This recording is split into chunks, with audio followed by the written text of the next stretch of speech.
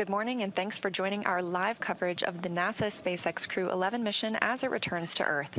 I'm here in Mission Control Houston as the flight control team continues to monitor the return of NASA astronauts Zena Cardman and Mike Fink, JAXA's Kim Yayui, and Roscosmos cosmonaut Oleg Platonov. Crew 11 launched aboard a Falcon 9 rocket to the International Space Station on August 1st, 2025. On January 7th, the agency announced it was postponing a planned spacewalk originally scheduled for January 8th, while teams monitored a medical concern with a crew member living and working aboard the orbital laboratory. That crew member has been in stable condition. NASA announced the following day its decision to return Crew 11 to Earth from the International Space Station earlier than originally planned in order to properly monitor the crew member's health on the ground. Thanks for joining us today. I'm NASA's Leah Cheshire Mustachio, and I'm joined by my colleague at SpaceX in Hawthorne, California, Kate Tice.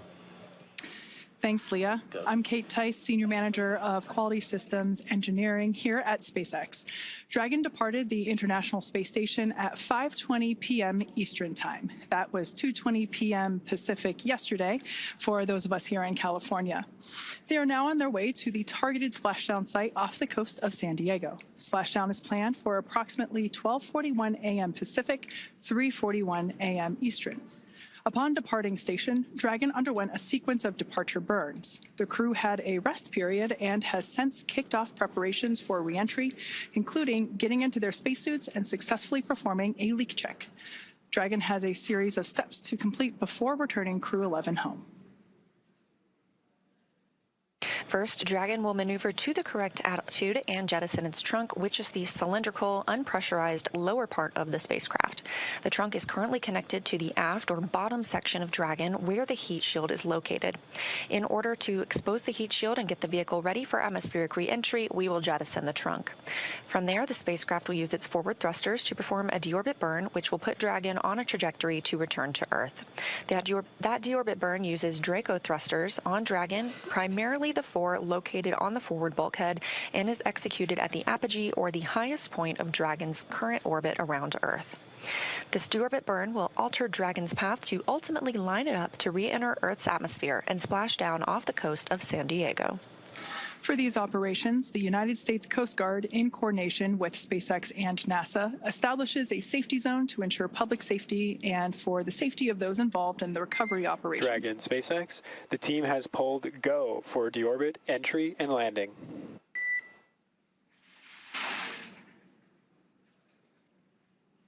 Dragon copies. Go for deorbit entry and landing. Great news there from SpaceX core to our commander, Zena Cardman.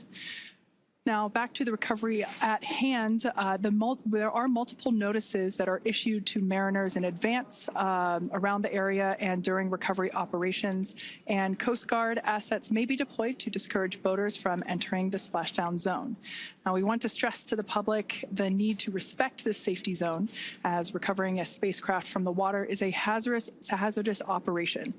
Any other boats interfering increases risk to the astronauts and the spacecraft, the teams working to recover them from the water, and the safety of those that come too close. So for the safety of the crew and your own safety, we recommend that you sit back and watch on NASA TV and the SpaceX webcast, and we'll be bringing you the best possible views of our astronauts' homecoming. Now, once the crew returns to Earth, they will be flown to a local hospital for continued monitoring and checkouts using additional medical equipment not available aboard the space station. As NASA's Chief Health and Medical Officer J.D. Polk discussed last week, the crew member is stable and we were able to monitor their condition in orbit, but we want to take advantage of resources on Earth to provide the best care possible. NASA maintains relationships with local hospitals to ensure readiness for any post-landing needs, and for this return, we are utilizing that option as part of our normal preparedness process. Let's take a minute to meet our returning crew.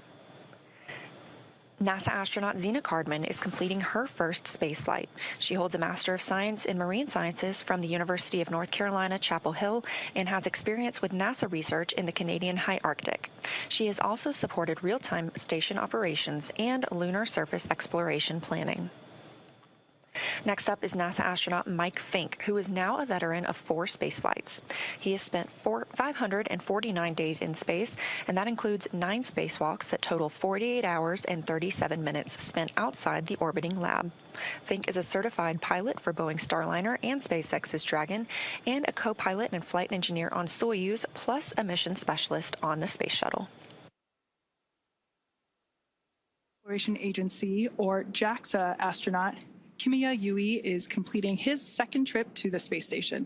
He was selected as an astronaut by JAXA in 2009 and recently hit a milestone of 300 days in space. Rounding out the crew is Roscosmos cosmonaut Oleg Platonov, who was selected as a cosmonaut in 2018 and is completing his first spaceflight.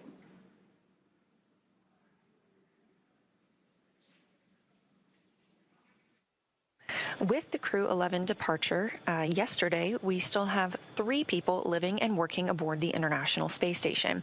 That's the crew that arrived on Soyuz MS-28 and consists of NASA's Chris Williams and Roscosmos cosmonauts Sergei Kudzverchkov and Sergei Mikheyev. This Soyuz crew is slated to remain on the station until returning to Earth this summer. Ahead of the Crew 11 departure from the International Space Station, NASA astronaut Mike Fink handed command of Expedition 74 aboard the orbital complex to Roscosmos cosmonaut Sergei Kudzverchkov. Crew 12 is currently scheduled to launch as soon as mid-February, and alongside our international and commercial partners, NASA is always evaluating the timeline to include other launch opportunities, and we'll provide more information when that's available. As we mentioned earlier, we have a few final steps that Dragon will perform prior to atmospheric reentry. The slew, or the maneuver to deorbit burn attitude, and then the deorbit burn itself. This deorbit burn is the last time that the forward Dracos, which are the 4 thrusters located on top of the spacecraft, just under the nose cone section, it's the last time that they will ignite for this mission. The deorbit burn will place Dragon on a precise trajectory to return to the splashdown zone. As I mentioned earlier, that is off the coast of San Diego. We expect this burn to commence around 11:51 p.m. Pacific time. It will last about 13 and a half minutes or so. And this is essentially the transition point that Dragon undergoes while it moves from Earth orbit to reentry, atmospheric reentry. So it is the final moment in which we are essentially programming Dragon to fly itself back for its precise landing off the coast of San Diego.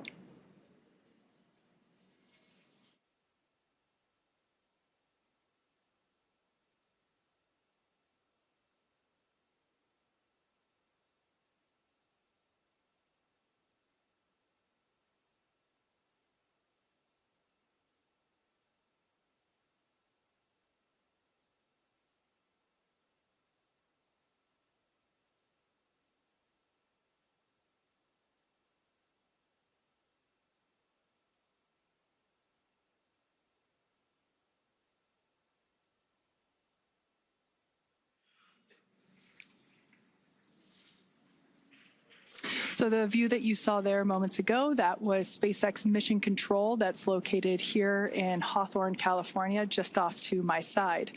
That is where our teams monitor Dragon, checking in on all of its systems to help make sure that the crew has a safe journey.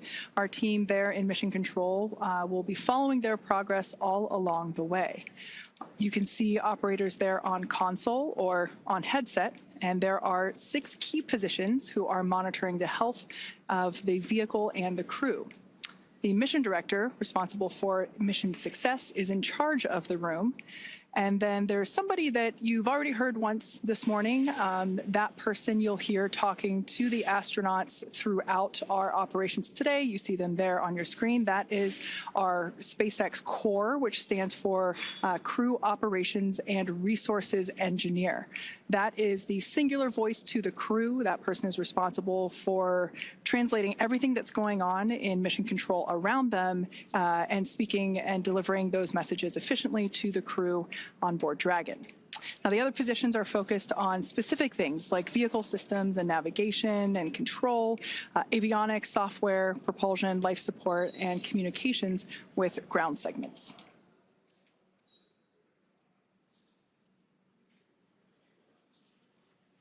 And as I mentioned earlier, there will be a number of opportunities for us to hear from the SpaceX Core.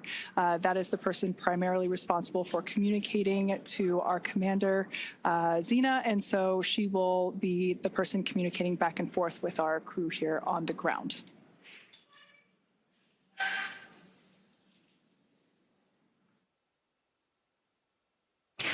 Mission Control Houston, on the right side of your screen, is staffed 24 hours a day, 7 days a week, 365 days a year. Currently, in the center of your screen, you see Michael Ellsworth. He is serving as the Capcom. He is very similar to the core, like you have in Mission Control at SpaceX, dedicated to talk to the crew members to streamline the communication, and that keeps the astronauts from needing multiple conversations on different subjects. Again, that stands for Capsule Communicator, but he is not talking with the Dragon spacecraft. This Capcom is speaking with the astronauts living aboard the International Space Station. Capcom sits right next to the flight director, and tonight we have Allison Bollinger on console. The flight director gathers info and data from all flight controllers. There you see Allison in the screen. She leads the team through major milestones and approves or declines suggestions based on pre-established flight rules. We have other key members in the room, like ADCO, who controls the attitude or the orientation of the space station. We also have the VVO, which is the visiting vehicle officer, who monitors and works with external teams sending spacecraft to and from the space station. Of course, we have a flight surgeon who the astronauts get a chance to speak with on a regular schedule on a private conference line. We also have Robo, who works with the Canadarm2 and maneuvers it to complete work outside the space station. When astronauts are on a spacewalk, the Canadarm2 is maneuvered by an astronaut within the station.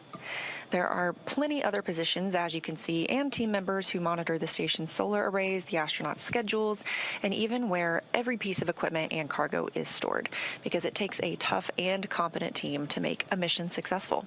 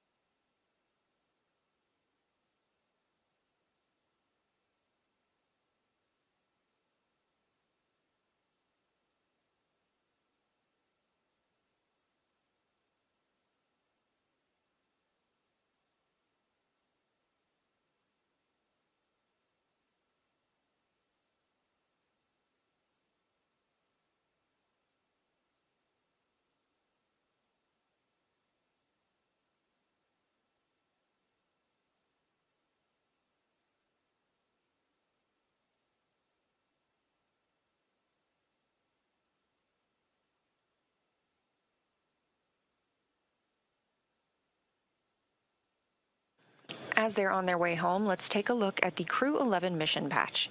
This patch was designed by the crew, and its colors celebrate the 3 nations they represent. And the 3 stars honor their space agencies working together. 2 sunbeams form the number 11, shining on a tiny blue dot, which is our home on Earth. A dragon looks on, which is a nod to both the spacecraft and the spirit of exploration, while a red flame wraps around it all, symbolizing the full journey: launch, life in space, and today, a safe return home. And if you look closely, you'll see a tribute to their children in the stars, which is a reminder that missions like this inspire the next generation.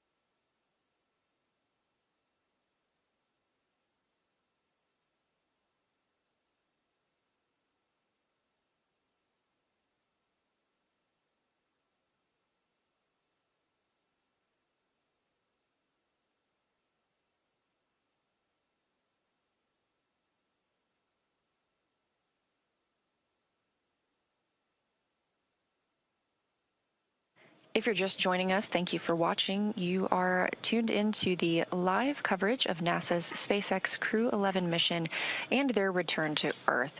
Again, we are expecting their splashdown at approximately 3:41 a.m. Eastern Time, but the next major milestone we're standing by for is the deorbit burn. That's at 2:51 a.m. Eastern Time.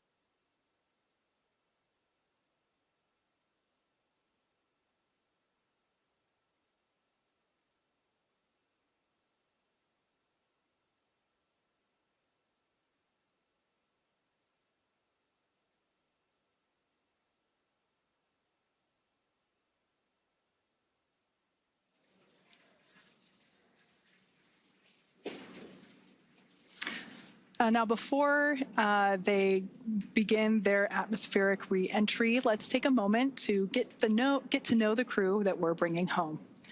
NASA astronaut Zena Cardman is commanding Crew 11. She was born in Urbana, Illinois, but calls Williamsburg, Virginia, her hometown. She's a scientist at heart, with degrees in biology and marine science from the University of North Carolina at Chapel Hill. Before joining NASA, Zena did field work in some of the most extreme environments on Earth, including Antarctica, the Canadian high Arctic, and volcanic terrain in Idaho and Hawaii. She was selected as part of NASA's 2017 astronaut class, affectionately known as the Turtles. Zena was originally assigned to Crew 9, but was later reassigned to command Crew 11 to support changes in station operations. And when she's not training for spaceflight, she enjoys rock climbing, writing poetry, and powerlifting. Next up is your Crew 11 pilot, NASA astronaut Michael Fink. He's a Pennsylvania native and a veteran of 3 previous space flights, spending more than a year of his life in orbit. He first flew to space in 2004 as a flight engineer on Expedition 9, then returned in 2009 to command Expedition 18, where he helped prepare the station for future 6-person crews. In 2011, he took part in the final flight of Space Shuttle Endeavour, STS-134, logging 3 more spacewalks along the way. Fink has also been a key player in NASA's commercial crew efforts, supporting development of the Boeing Starliner. He served as a backup pilot for the crew flight test, helping shape Starliner's avionics and software from the ground up, and he co-hosted a launch broadcast. Outside of spaceflight, he's a passionate learner into geology, astronomy, reading, and languages. He's conversational in both Japanese and Russian, which is a skill that comes in handy on the International Space Station.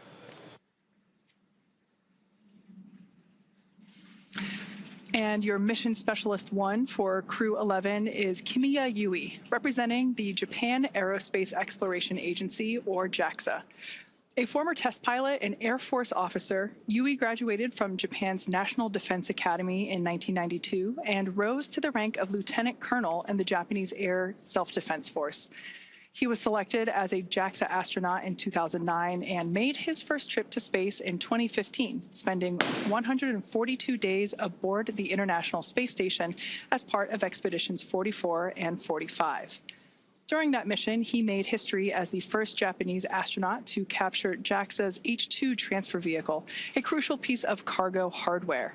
He also helped build out a new experimental module inside Kibo, Japan's laboratory on station, and carried out Dragon SpaceX, 5 minutes to deorbit sequence start.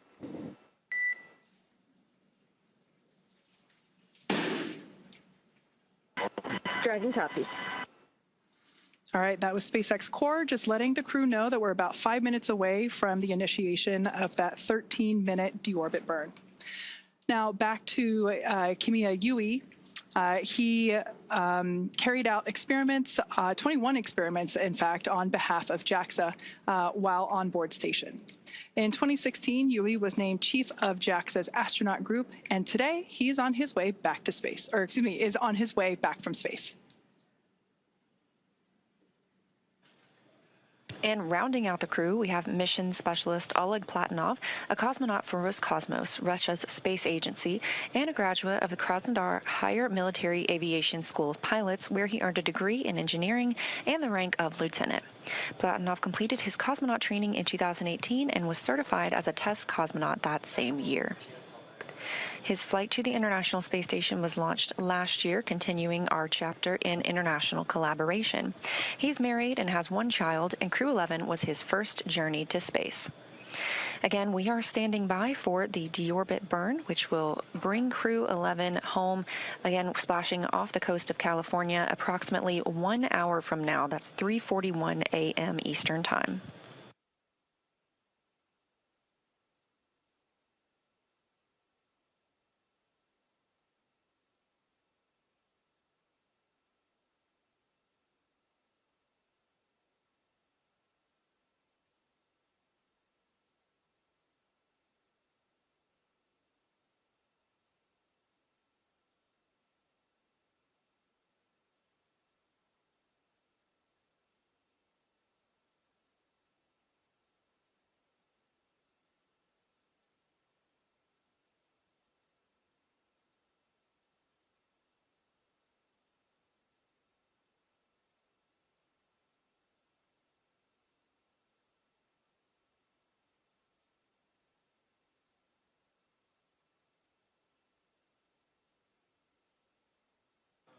During their time in orbit, Crew 11 celebrated 25 years of continuous human presence aboard the International Space Station. During that time, our unique microgravity laboratory has hosted more than 4,000 experiments from over 5,000 researchers in more than 110 countries, all to help us build the road to the Moon and Mars and understand our universe while helping humanity on Earth. Crew 11 conducted more than 140 unique scientific experiments and technology demonstrations during their stay aboard the orbiting laboratory. Continuing the space station's legacy of groundbreaking science, Crew 11 worked on experiments to understand bone loss and studied bioprinted human tissues to understand or to ensure the health of astronauts on future missions and improve the quality of life for patients on Earth. They worked on the development of long-term storage of cryogenic fluids in space with Earth-bound medical and industrial applications. The team also tested an inflatable capture bag that aims to remove space debris from orbit, protecting future spacecraft and crews, and could also be used to capture samples during exploration missions and enable mining of small asteroids. Let's dive into some of these experiments and investigations. The MABLE-B study investigates how microgravity affects bone marrow stem cells and their secretion of proteins involved in bone formation and loss. Researchers aim to determine whether blocking a bone loss pathway could help prevent that bone loss. Findings may lead to new strategies for combating bone loss both in space and on Earth. MVP Cell 07 studies how bioprinted liver tissue with blood vessels matures in microgravity, focusing on cell behavior and tissue development. Researchers are examining how space may affect the structure and function of these engineered tissues.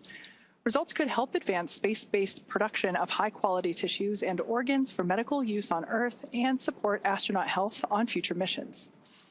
Capture Bag Demo tests an inflatable debris capture bag on the space station, assessing its opening, closing, and ability to stay airtight in microgravity. This technology could be used to remove space debris from orbit, protecting future spacecraft and crew members, and could also be used to capture samples during exploration missions to the Moon and Mars and enable mining of small asteroids. Next up is ZBOT-NC. Many spacecraft use cryogenic fuels, which are extremely cold, for propulsion. These fuels must be kept extremely cold to stay liquid, but SpaceX's temperature fluctuations can cause them to slowly evaporate and escape the tank. This creates fuel efficiency and mission planning. So ZBOT-NC investigates how specific types of gases affect pressure control in propellant tanks in space. The data collected will help validate models and contribute to the design of more efficient cryogenic fuel storage systems for long-duration missions. Rounding out this list, Bionutrients 3 aims to develop an on-demand method for producing essential nutrients in space using bioengineered yeast, helping maintain crew health on long-duration missions while reducing launch mass. Building on previous studies, it introduces advanced food safety features and tests 3 sample types: yogurt, kefir, and a yeast-based beverage. The project aims to identify a food-safe, genetically engineered organism that remains viable over multiple years to produce a mission-relevant nutrient or biomolecule of interest.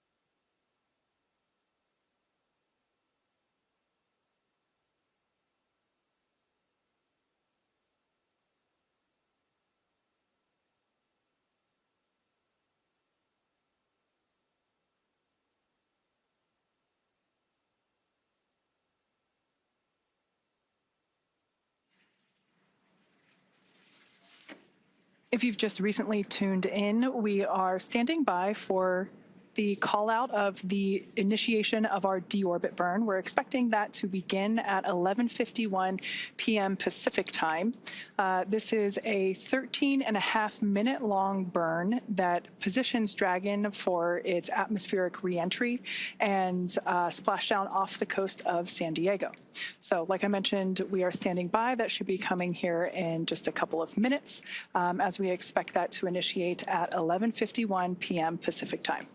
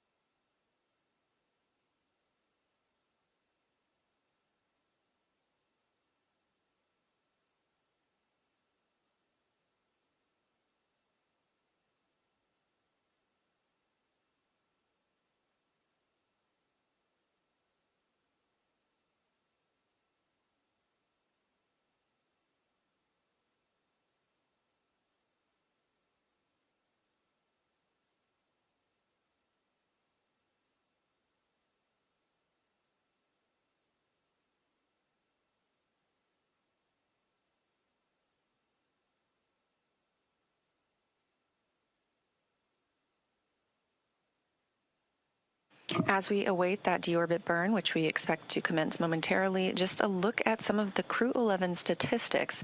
Their mission will last 167 days by the time they splash down, with 165 days spent on the space station. That means they traveled 2,672 orbits of Earth, which is over 70,856,752 statute miles. We're hearing about 30 seconds until that deorbit burn start.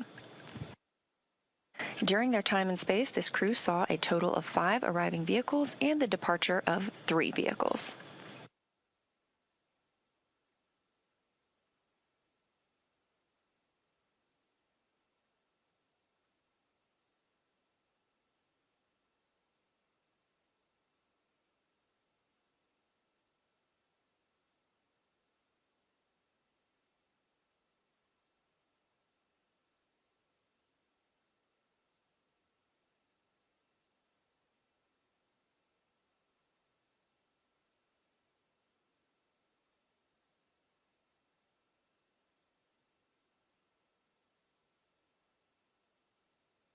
And right on time, at 2:51 a.m. Eastern Time, we have confirmation that the deorbit burn has begun. This burn is expected to last over 13 minutes. For these return and splashdown operations, the United States Coast Guard, in coordination with SpaceX and NASA, establishes a safety zone to ensure public safety and for the safety of those involved in the recovery operations, as well as the crew aboard the returning spacecraft. Multiple notices are issued to mariners in advance and during recovery operations, and Coast Guard assets may be deployed to discourage boaters from entering the splashdown zones. We want to again stress to all of the public the need to respect this safety zone. Recovering a spacecraft spacecraft from the water is a hazardous operation, and any other boats interfering increases risk to the astronauts in the capsule, the teams working to recover them from the water, and the safety of those that come too close. Now, for the safety of the crew and your own safety, we would love for you to continue joining us on NASA Plus and the SpaceX webcast, because you're going to get the best views of our astronauts on their journey home.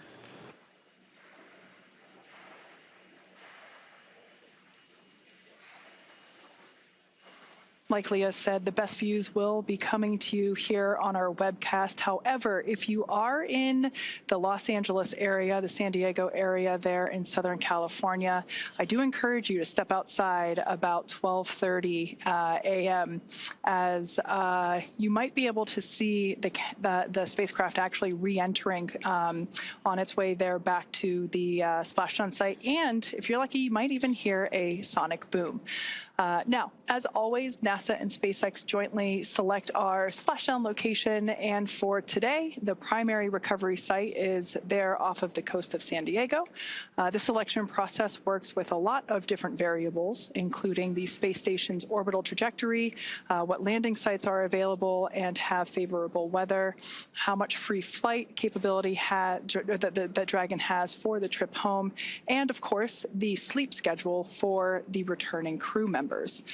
We'll start with calculating daily return options based off of the space station's current orbit and Dragon's capabilities to maneuver and line up for re-entry. The time from undock to landing at the primary site can vary from less than 6 hours to more than 39. For Crew 11 this evening, their journey is going to be about 10.5 hours in total. Of course, getting home the quickest comes with some obvious benefits, but we always have to make sure that the crew is properly rested for all these dynamic operations. And of course, that would prevent us from scheduling 20-plus-hour days for them. Trajectory and ballistics experts provide the daily opportunities that would line up with the Dragon as it's coming back to the landing zones. And then we split them into what we call ascending and descending opportunities.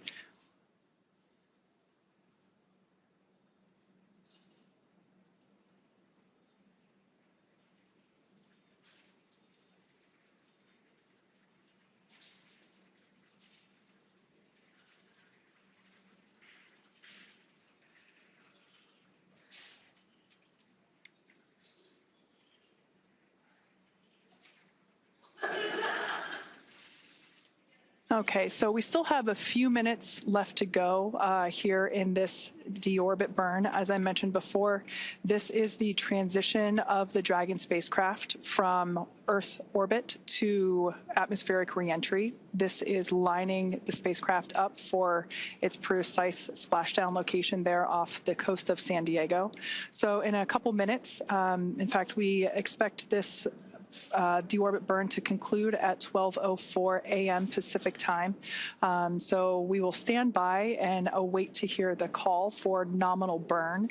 When we hear that, that will confirm completion of this deorbit burn for Dragon Endeavour.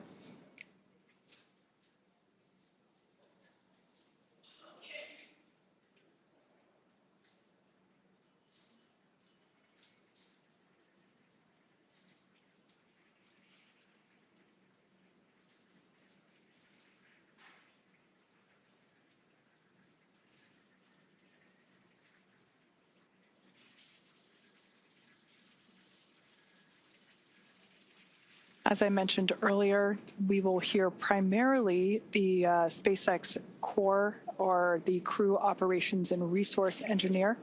That is the primary role in mission control that is responsible for communicating with the Crew 11 spacecraft.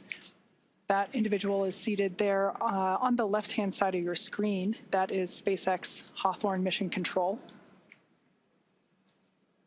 Also seated there, I believe I see my boss, SpaceX Vice President Bill Gerstenmaier, sitting there in the front row. This group of operators are standing by and monitoring Dragon's progress throughout this burn.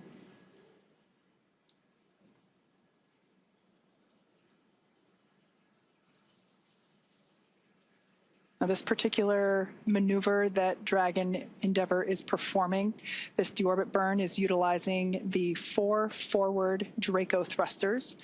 We say forward because that indicates that it's basically the language indicating that they're located at the top of the Dragon spacecraft. These 4 Draco thrusters, this is the last time that they will be utilized for this mission. This deorbit burn will last for a total of about 13.5 minutes.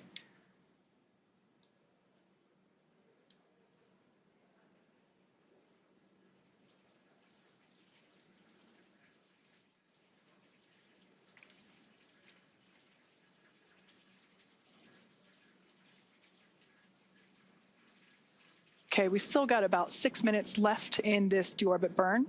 As we wait for a conclusion of the deorbit burn, let's talk about Dragon Endeavour's journey from the space station so far.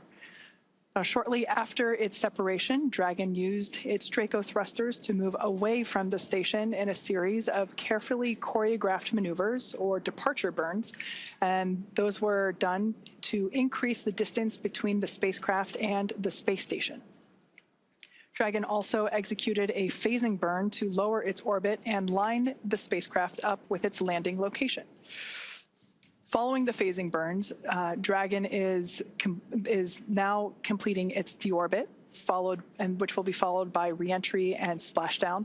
During the deorbit sequence, several things will happen, including trunk separation, closure of the nose cone, as well as deployment of the drogue and main parachutes, ultimately followed by splashdown.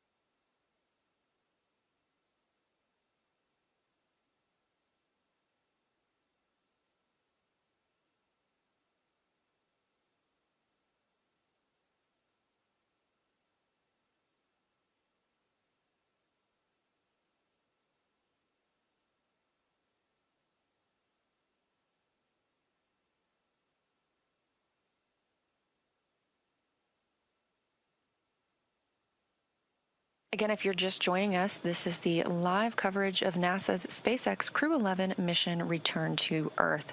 We are currently in the deorbit burn, which started at 1:51 a.m. Central Time, 2:51 a.m. Eastern Time. It's expected to last approximately 13 minutes, so we still have about 4 more minutes left of this burn. Once it's complete, Dragon will then proceed to jettison the trunk before it re-enters the Earth's atmosphere, exposing the heat shield on the base of the spacecraft and protecting the crew as they make their way toward the splashdown location.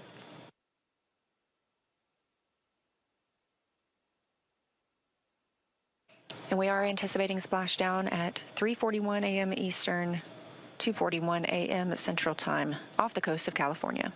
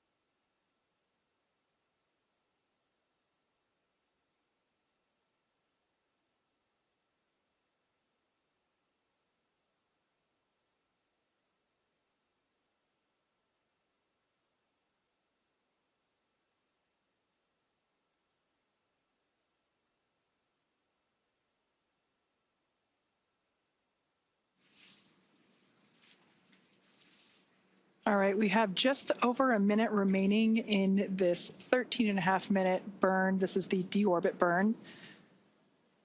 This is the final burn for the forward Draco thrusters. It is placing Dragon on its final trajectory to the splashdown location off the coast of California. We're targeting one of our 3 pre-designated locations. This one will be just off the coast of San Diego.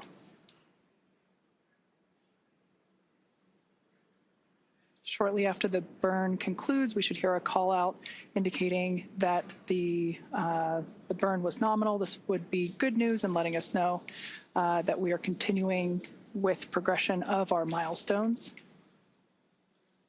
After deorbit burn, we will jettison the trunk and have atmospheric reentry.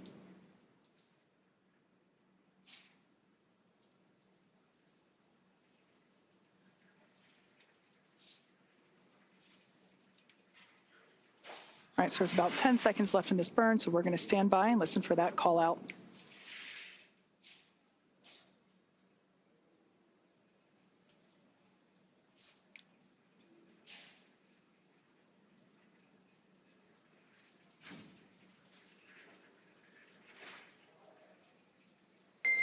Dragon SpaceX, deorbit burn complete. Performance nominal. Trunk separation initiated.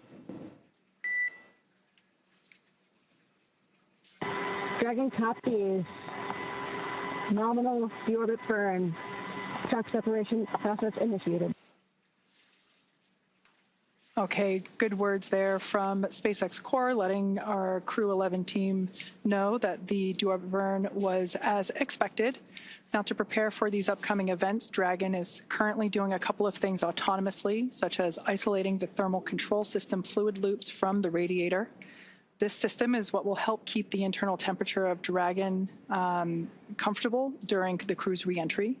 Dragon is also initiating separation of the claw mechanism, which will terminate all data, power, and fluid connections between the spacecraft and the trunk, and that is all done in preparation for trunk separation. Nominal trunk jettison. Dragon copies.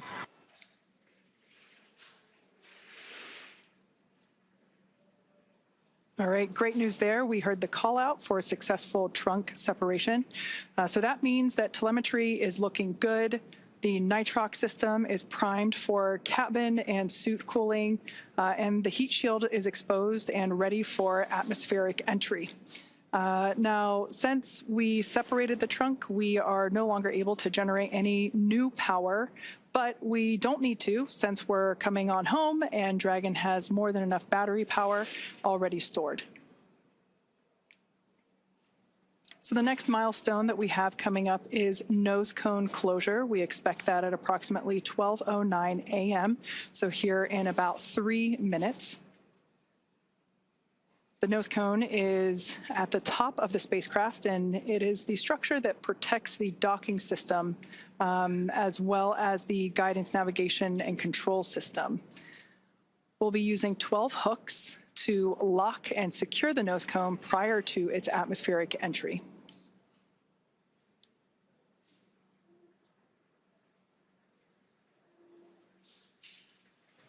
That's right. We are standing by for nose cone closure, expected just a few minutes from now. And as you can tell, things are picking up a little bit more quickly as we prepare for splashdown. Again, expecting that to come at 2:41 a.m. Central Time, 3:41 a.m. Eastern. So right now, Dragon is inhibiting those forward bulkhead Draco thrusters. We just used those to complete the deorbit burn, meaning they will not fire again, and ensuring it's safe to latch the nose cone for re-entry. The vehicle has, we are also anticipating it to initiate the nitrox suit purge. This helps keep our crew members, Zena Cardman, Mike Fink, Kimya Yui, and Oleg Platonov, cool and comfortable during re-entry, which we're expecting in about 20 minutes. At this point, the nose cone, we are standing by for that closure to begin, protecting that forward hatch for re-entry. And the crew will be able to use their screens to monitor the locking of the nose cone, which is done by that set of hooks. Underneath the nose cone is also the hatch that the crew members use to ingress and egress, also known as enter and exit the International Space Station while the spacecraft was docked. Now, once they splash down, they'll be using the side hatch to exit the spacecraft and onto the recovery ship. That side hatch is what they used to enter Dragon back in August when they launched to the space station.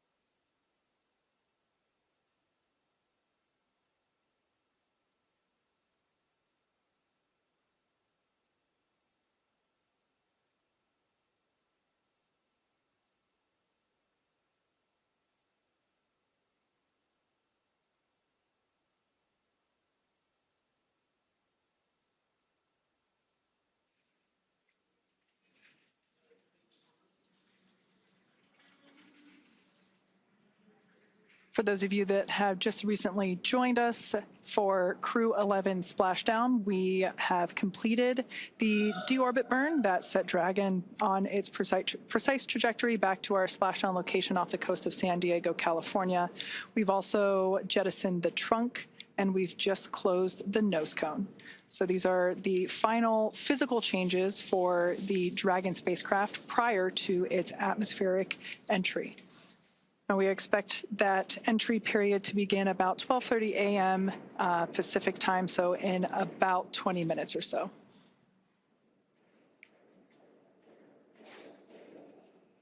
We also expect the crew to receive their final entry briefing.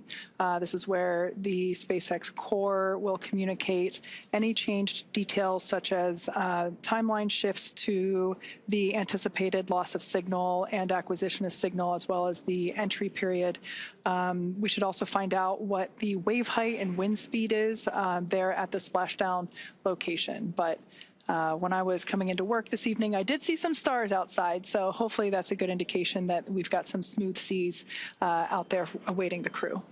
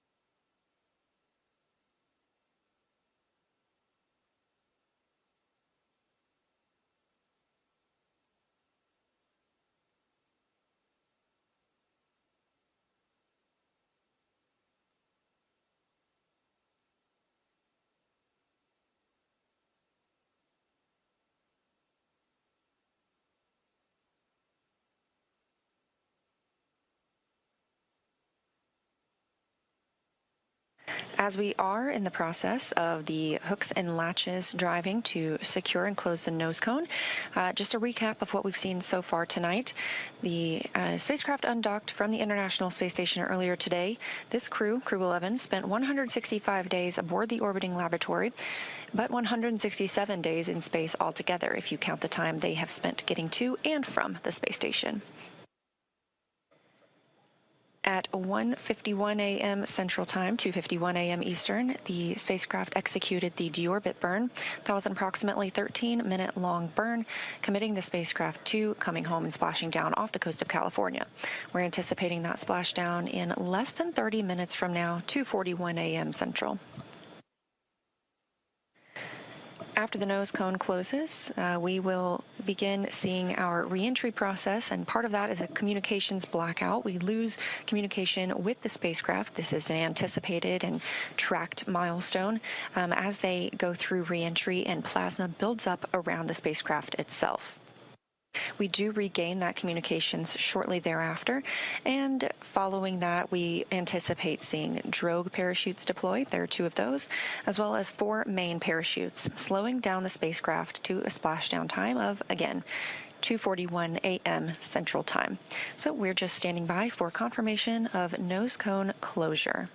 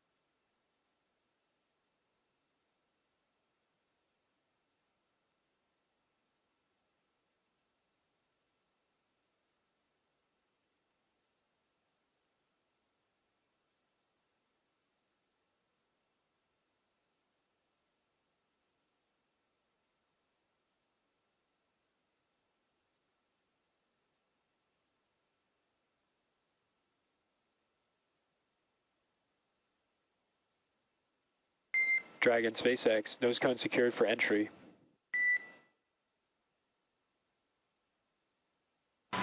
Dragon.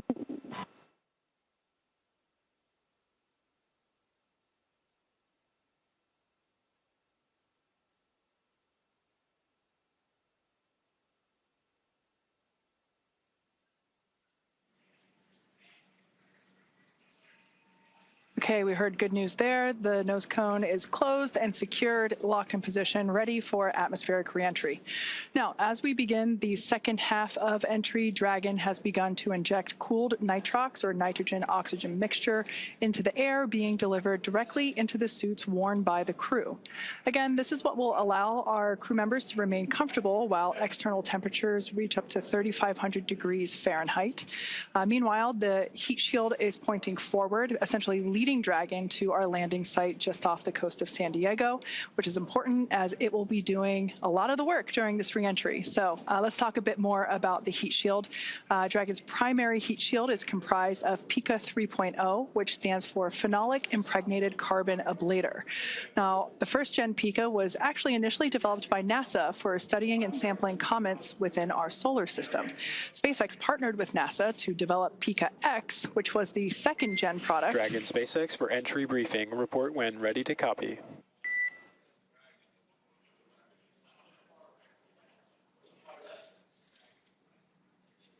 Ready to copy.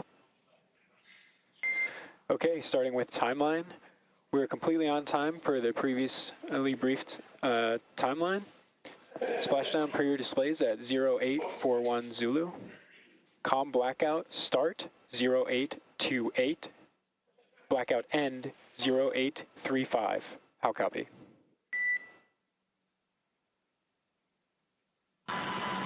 Copy. We are on time for 0841 splashdown per the timeline. COM blackout start 0828. COM blackout end 0835. That's a good readback. We have a nominal vehicle status. We're tracking an on-target arrival to San Diego with pristine weather conditions for splashdown. Recovery team is on site and ready to support.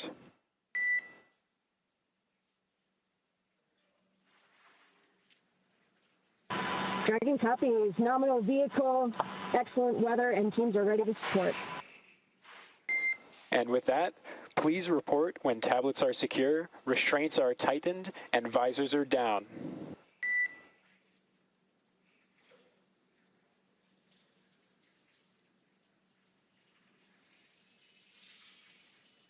SpaceX Dragon, tablets secure, restraints tightened, and visors down.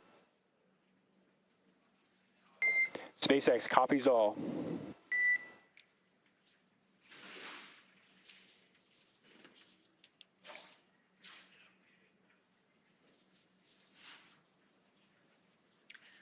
All right, so as expected, that was our entry brief to the crew, letting them know that there were actually no updates to the anticipated timeline this morning. So that's great news. Everything is looking well on timed with our anticipated timeline. So as we mentioned before, we expect our anticipated loss of signal to occur around 12:28 a.m. Pacific. So in just about 8 minutes from now, we will have, we anticipate that signal to be regained or anticipate that signal to be acquired again at 12:35 a.m.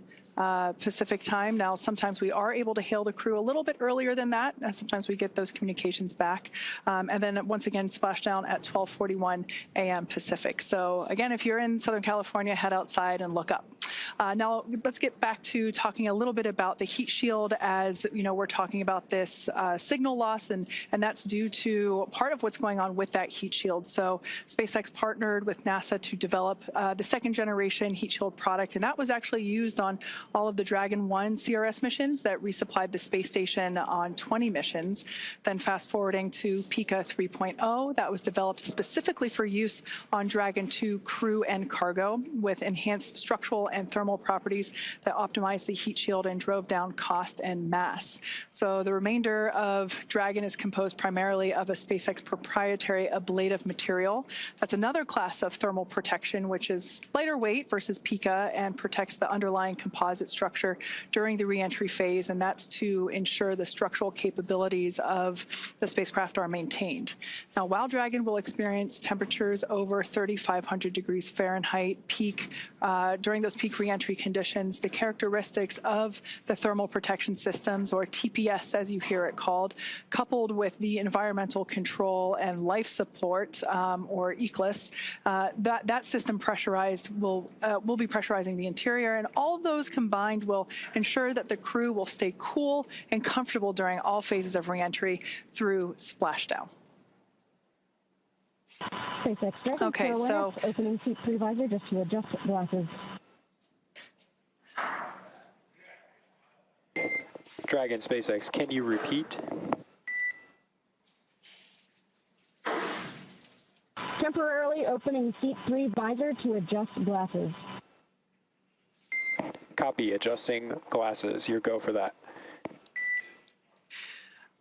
Okay, so that was important to note there because our commander, Zena Cardman, had already reported back that all visors were down and in the locked position ready for atmospheric reentry, but one of our crew members had to adjust their glasses. So she did a good job there in reporting back to SpaceX crew to let them know that one of the crew members had to reopen momentarily. Visors are down.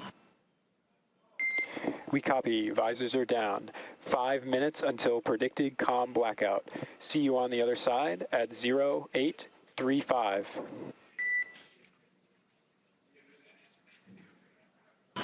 Copy 0835. Talk to you soon.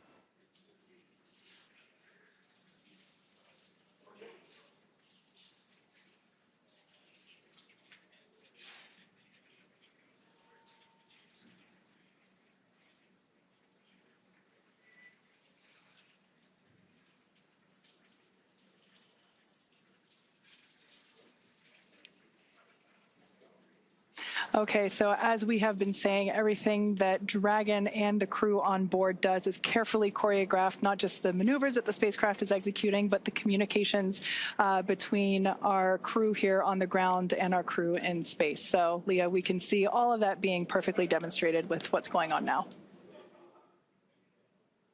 Absolutely, and we are standing by for the reentry portion when we expect to lose communications with the spacecraft, but we will regain that communication after they have begun re-entering the atmosphere. So once Dragon has re-entered the Earth's atmosphere, a series of parachutes will deploy to slow the crew's descent. First will be the 2 drogue chutes, followed by the 4 main chutes to guide Dragon to its first contact with Earth since launching in August. Dragon will automatically deploy these parachutes when different pressure and positioning sensors on the spacecraft detect that they are at the right speed and altitude. The spacecraft velocity at drogue deploy is approximately 350 miles per hour, and they deploy at about 18,000 feet. You're getting a live look inside the cabin right now. That's Crew 11 preparing for their re-entry period. Again, having spent 165 days aboard the space station, and when they splash down, capping a 167-day mission. Before they can splash down, though, a little bit more about those parachutes. The next that we will see deploy will be the main parachutes. There are 4 of those. They deploy at approximately 119 miles per hour, or I should say when the spacecraft is traveling about 119 miles per hour, and they deploy at about 65,000 feet. And at splashdown, Dragon is traveling approximately 16 miles per hour, which is a pretty good deceleration from the about 17,500 miles per hour that they were traveling while in Earth orbit with the International Space Station. Now, the highest G load the crew will experience during re-entry is approximately 3 to 5 Gs, so about 3 to 5 times what we are experiencing right now standing on Earth. This view is over the shoulder of Commander Zena Cardman and pilot Mike Fink of the Crew 11 spacecraft. In this view, you can see their crew displays. They're able to monitor everything happening with the spacecraft. However, all the next milestones should be completely autonomous and hands-off for the crew.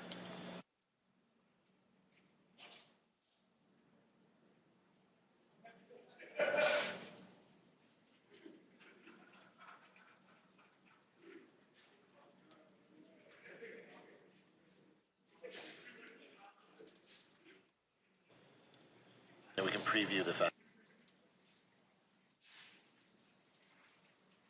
We just heard that the crew is in entry attitude, and we are anticipating losing this view and losing our audio communications with the crew in just a minute or so as they enter this entry interface. They'll be traveling and experiencing heat outside the capsule at approximately 3,500 degrees Fahrenheit. And as they are traveling and re-entering Earth's atmosphere, a plasma builds up around the capsule that prevents us from communicating back and forth with the crew. We expect to regain communications with them about 7 minutes later, but we're still getting great views right now.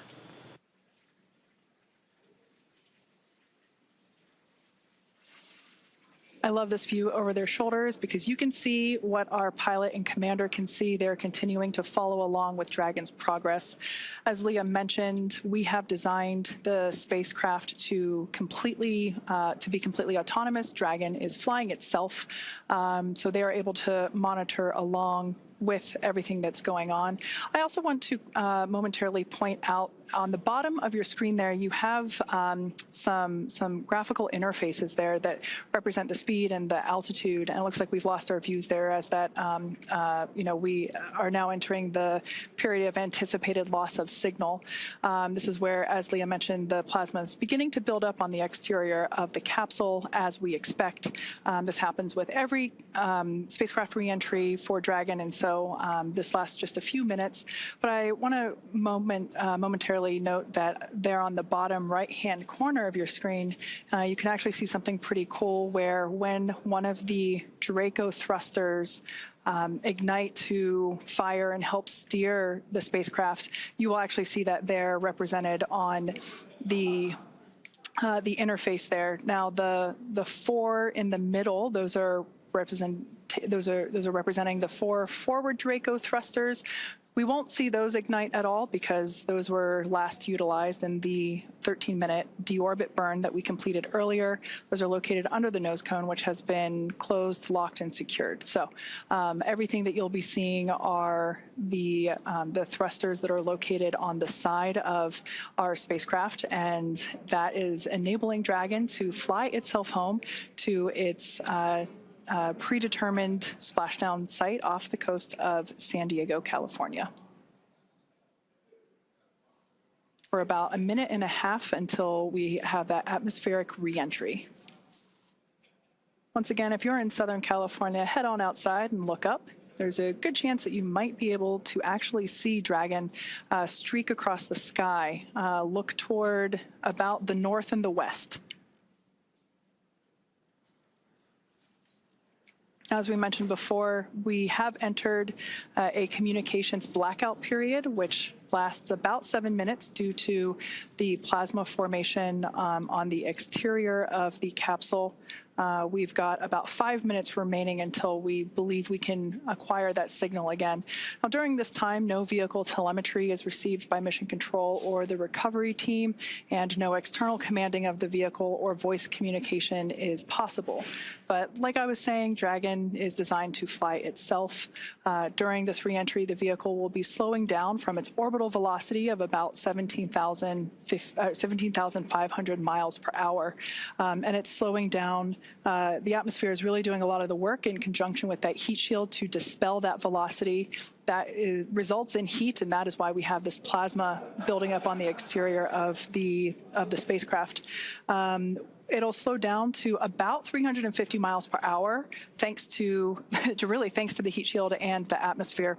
And so at that point, we'll deploy the drogue parachutes.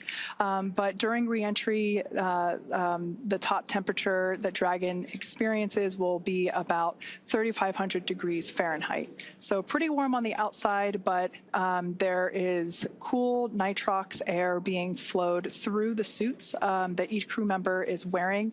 So we ensure that they remain comfortable during this brief journey through the atmosphere.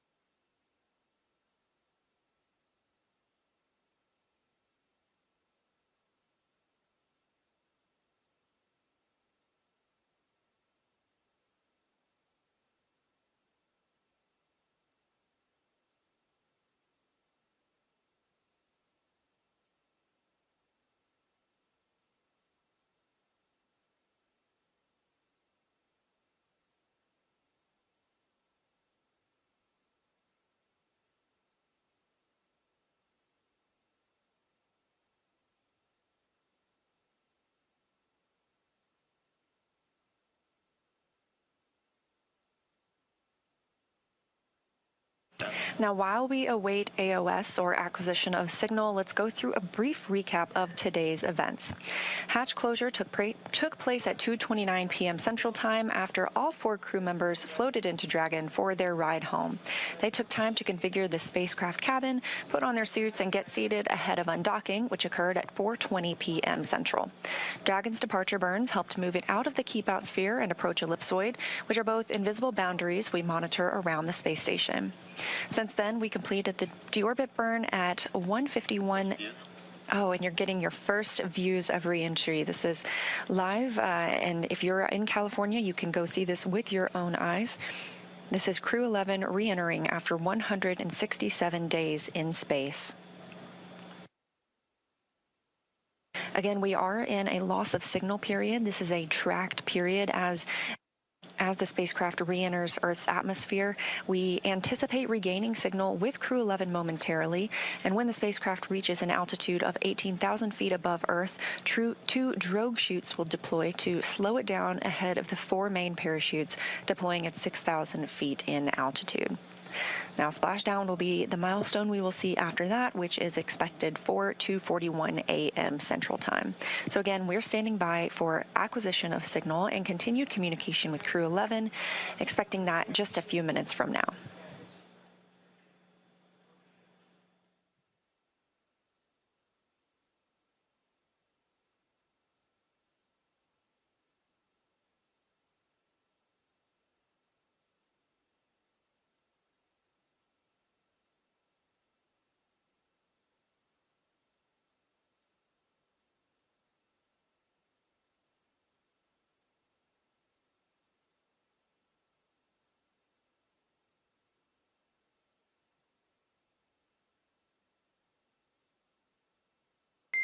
Dragon SpaceX, comm check. SpaceX Dragon, loud and clear. We have you the same, loud and clear. Expect automated chute deployment. Copy, automated chute deploy expected.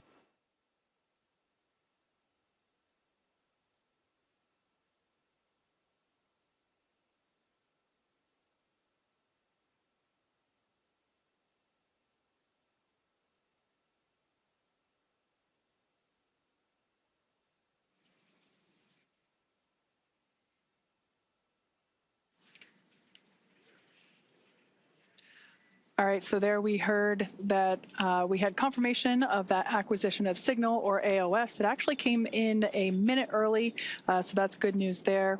We heard the core inform the crew to expect drogue parachute deployment that happens when Dragon senses the right speed and altitude.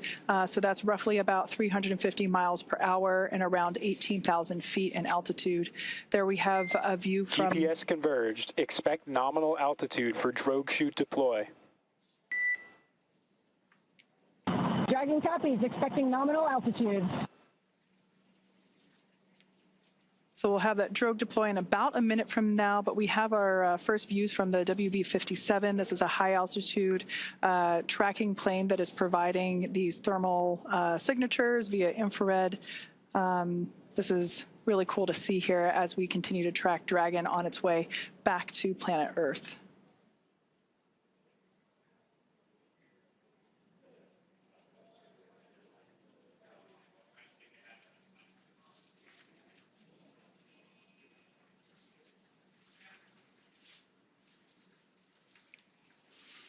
So momentarily, we expect for visual and... Brace for drogue window. Drogue brace.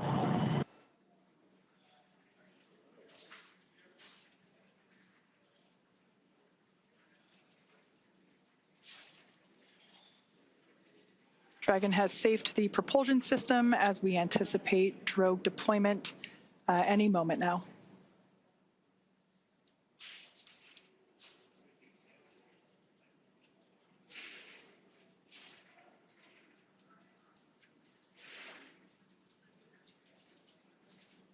Drogue parachutes are utilized to stabilize and decelerate the vehicle further prior to deployment of the main parachutes.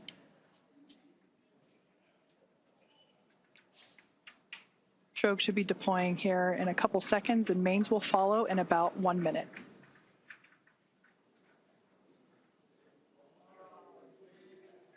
There we have visual confirmation of drogue deploy. Visual, 2 healthy drogues.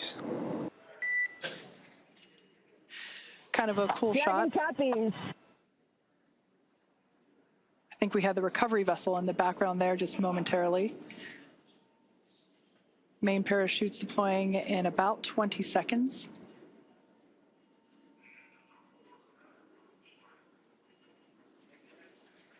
The main parachutes deploy when the vehicle is about 119 miles per hour and around 6,000 feet.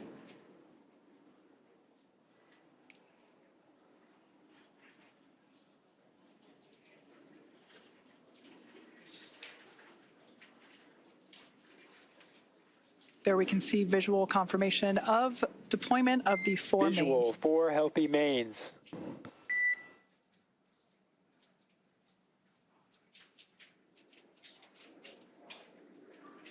These main parachutes help decelerate the spacecraft even further. So they deploy around 119 miles per hour, and they'll decelerate it down to about 15, 16 miles per hour. And that will be the speed in which the spacecraft is traveling upon splashdown. Once again, we're anticipating splashdown at 12:41 a.m. Meters. Copy, 1,000. We'll now begin to hear Crew 11 Commander Zena Cardman call out the altitude from her seat there in Dragon Endeavour.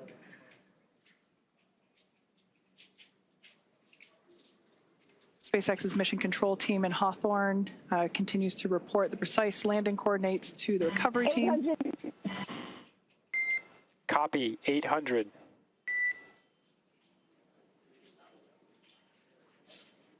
Those main parachutes now fully reefed or inflated. We ensure that the parachutes inflate over a few seconds to help reduce the shock to the system. 600 meters. Copy, 600.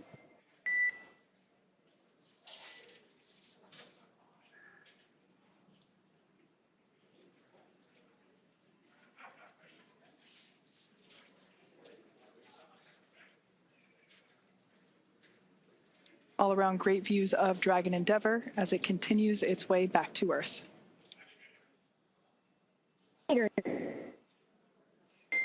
Copy, 400. Crew are braced. Standing by for splashdown.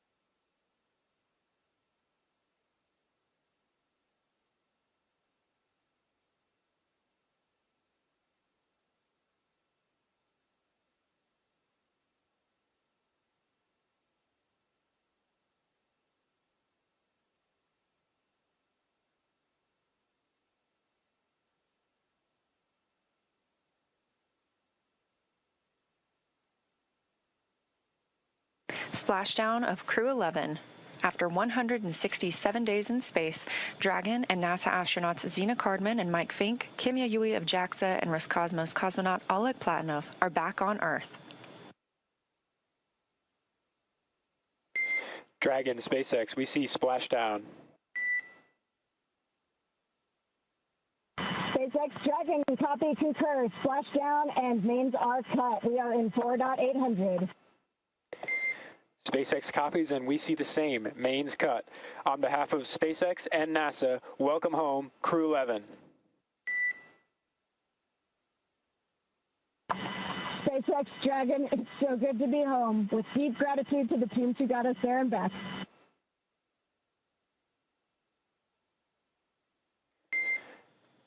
Vehicle safety verifications in progress. We'll report back when recovery personnel are en route. Dragon copies.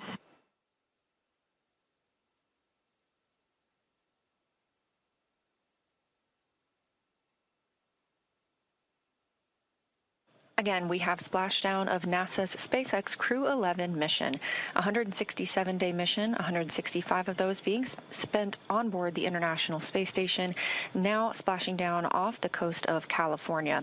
That splashdown coming right on time at 2:41 a.m. Central Time. The SpaceX recovery ship and team has been waiting for Dragon splashdown, and they will now begin making their way to the splashdown location.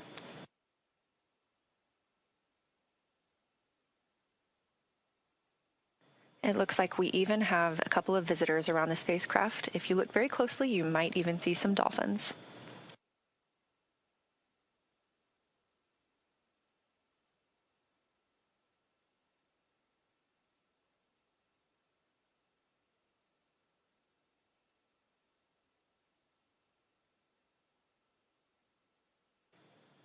Again, a return by the books for Crew 11, having splashed down at 2:41 a.m. Central Time off the coast of California.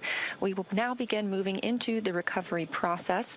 We'll see the boats begin to approach and inspect the spacecraft by checking for hypergol and other ordnance checks. They will begin to rig the spacecraft and prepare it to be lifted on that recovery ship. And this is a great view of some of those boats that go out and check the spacecraft. They are going to be sniffing it, essentially, for these hazardous fuels that can linger once the spacecraft has re-entered Earth's atmosphere.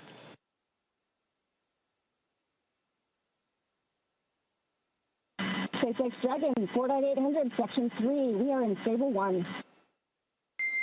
SpaceX copies. Stable 1.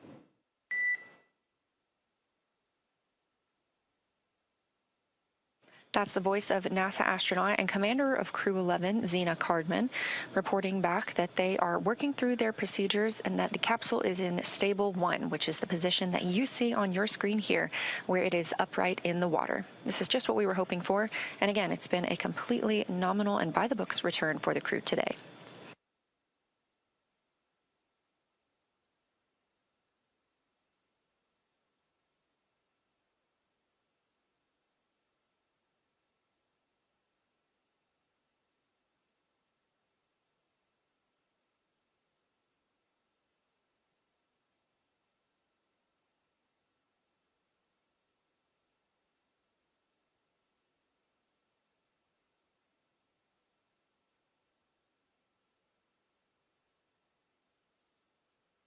This is a live view of Crew 11 aboard Dragon from the SpaceX recovery vehicle, or from their SpaceX recovery ship.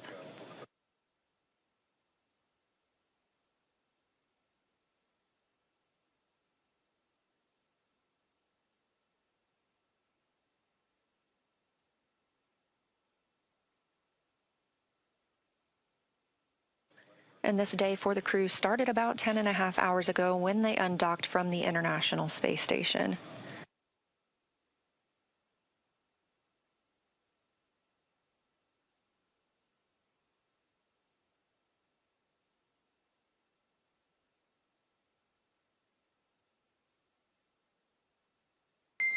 SpaceX recovery teams have been given the go to approach. SpaceX is go for recovery personnel to approach. Expect personnel alongside in 1 minute. Copy, 1 minute. Thank you.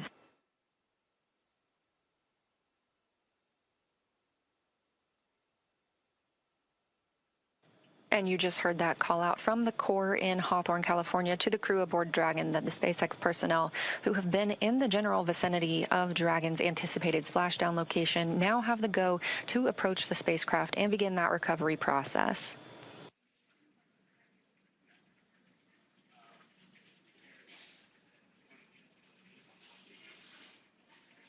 All right, so as we heard, we are now standing by for recovery of the Dragon Endeavour spacecraft with NASA astronaut Zena Cardman and Mike Fink, Kimia Yui of JAXA, and Roscosmos cosmonaut Oleg Platonov, who are inside that spacecraft that you see there. Now, Dragon has already, I would also like to point out, we've got some folks here are approaching the spacecraft now that they have gotten the okay for the approach. They're on some fast boats there.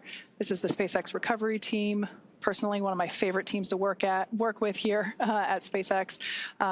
They're a really scrappy crew, and they're going to work really quickly here to get the Crew 11 team out of the water. And it's always a lot of fun to watch these operations proceed.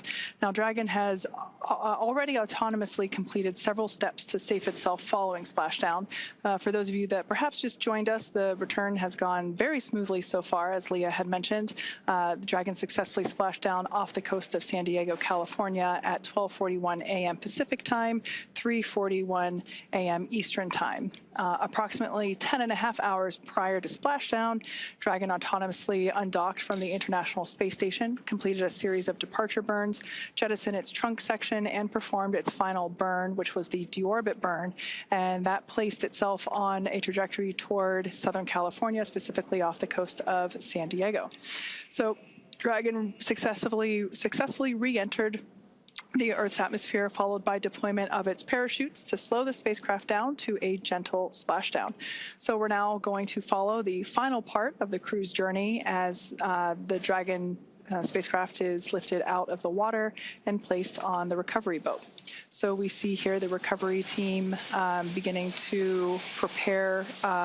One of the most important steps will be to Dragon SpaceX, hypergol sweeps and unfired ordnance checks, nominal. Rigging in progress, approximately 25 minutes until capsule lift. Stand by for PMC. The next call you hear will be from SpaceX flight surgeon on Dragon to Ground Private. Dragon copies. 25 minutes until lift. Standing by for PMC. All right, we heard there that the crew will have an opportunity for a private medical conference with the flight surgeon. That is standard for all of our crew returns. That will be done on a private channel. Great view here from the drone. This is our first look at the front side of Dragon Endeavour. I love this view because you can see the lights on the inside. This crew member here is actually on the capsule, beginning to place the rigging required for the lift onto the large recovery vessel. This takes a few minutes to essentially lasso and wrangle the Dragon capsule as it gently bobs there in the water.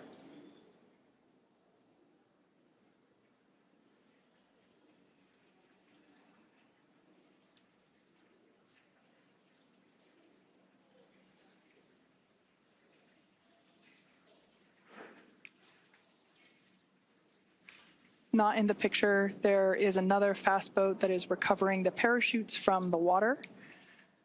Those were automatically cut or released from Dragon upon splashdown, and we retrieved those from the water. This fast boat here is helping to assist the rigging of the required straps and equipment for the spacecraft recovery.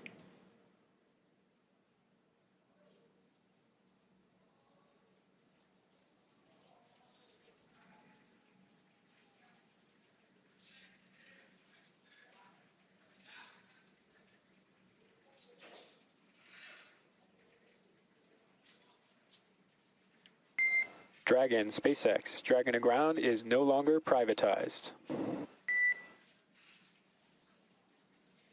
Dragon copies.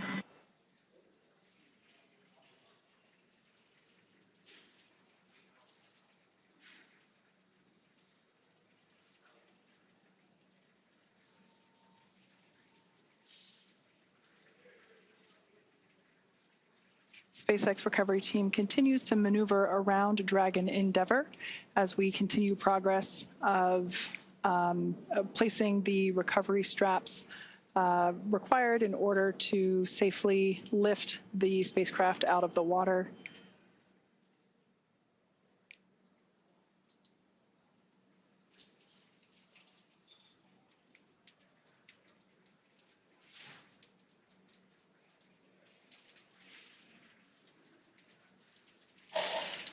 Something we heard called out earlier prior to the closest approach that we see now was completion of the safety sweeps That was just indicating that the recovery team performed the required checks to ensure that there weren't any unfired pyros, which are used to... Dragon, be advised, transitioning forward link. Comm will be unavailable for approximately 5 minutes.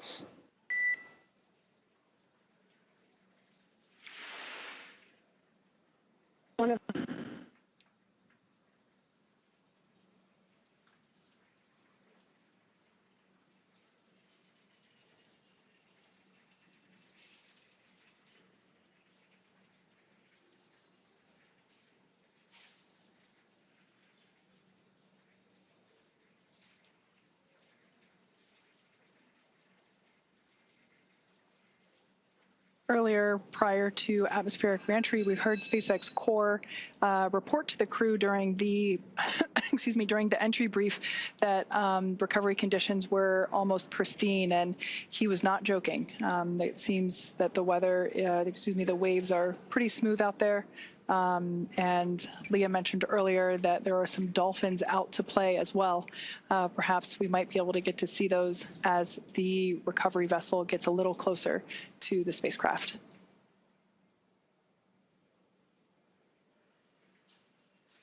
On your screen now are our operators at SpaceX Mission Control.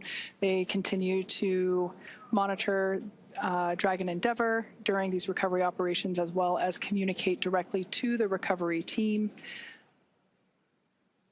Everything is carefully coordinated within our procedures, and here you see folks that are responsible for individual portions to ensure that everything is executed as planned.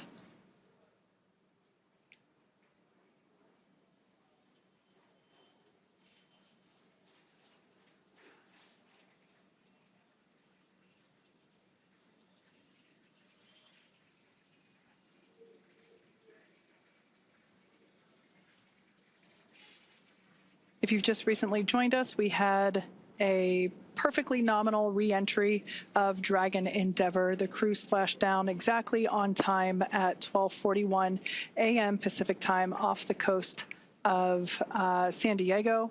The recovery team has arrived at the splashdown location and are placing the required straps onto the Dragon spacecraft.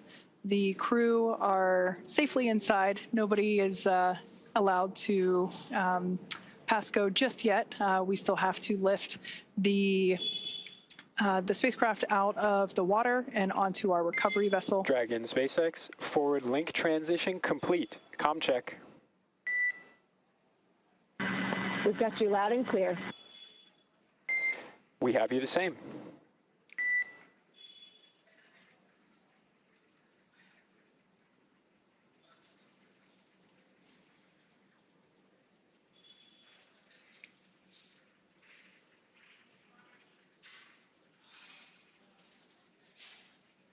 Hopefully we'll be able to bring those views of the recovery team back. But at this point, I can share that one member of the recovery team is still, oh, there we can see our recovery vessel continuing to approach Dragon Endeavour there in its splashdown location. We still have one recovery team member working to apply the rigging to the capsule. You can see that work ongoing there. As we've seen, this involves climbing on top of the spacecraft itself to attach these hoist rings and connect the lifting lines. Overall, the progress tonight has been very smooth and very rapid. Depending on the sea state, it can take us a little bit longer, but things are really smooth this evening, and the recovery team is very efficient. It takes us less than an hour to raise Dragon onto the recovery vessel and remove the crew from the spacecraft. After initial medical checkouts, the crew will return to land within 4 hours by helicopter. So everything continuing to proceed as scheduled and as anticipated.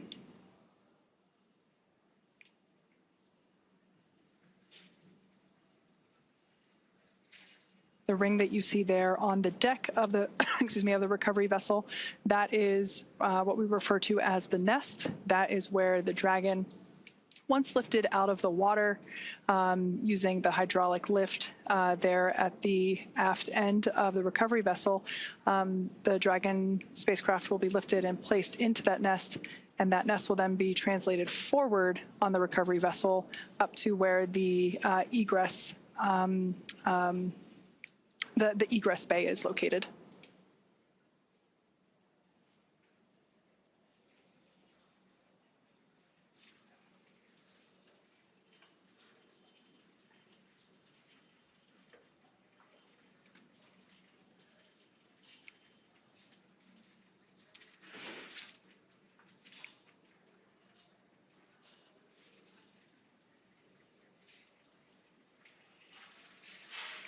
Yeah, so this is a great view there of the recovery team member that is responsible for placing the hoist straps and the rigging required to lift the the Dragon spacecraft out of the water, along with the recovery team members located in the fast boat, helping to provide the necessary light, as this is obviously a nighttime splashdown operation.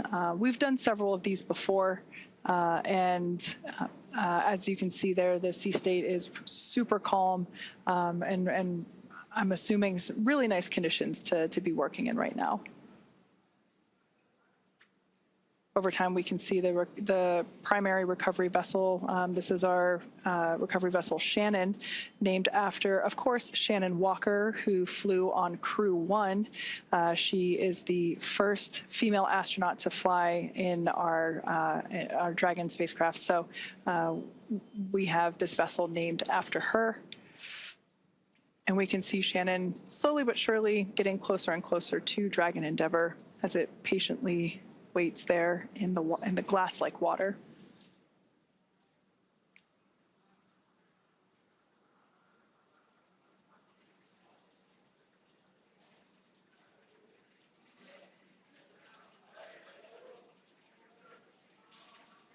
Once all the required straps and rings are in place and the recovery vessel is in its location and everything is attached, we'll actually see that recovery team member jump off from the capsule and into the water.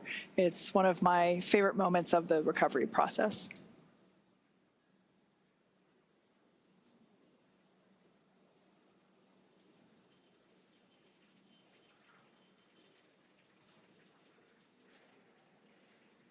I think we might, yep, there they are. The dolphins are back to play. We now have a better view of them. I'm sure they're very intrigued by all the lights that are in the area here in the middle of the night in Southern California.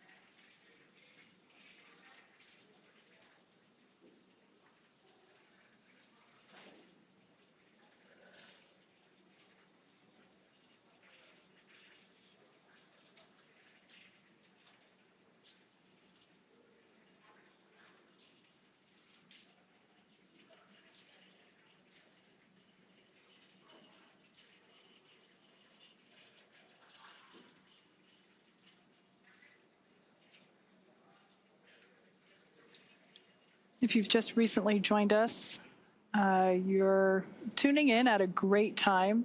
We're in the final phases of the Crew 11 return to Earth.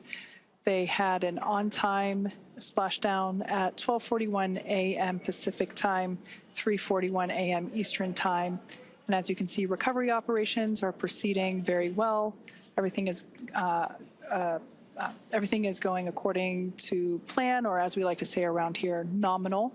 And we can see the recovery vessel continues to approach Dragon Endeavour, and the recovery team there on the vessel standing by as we await the hoist of the Dragon spacecraft onto the aft end of the vessel.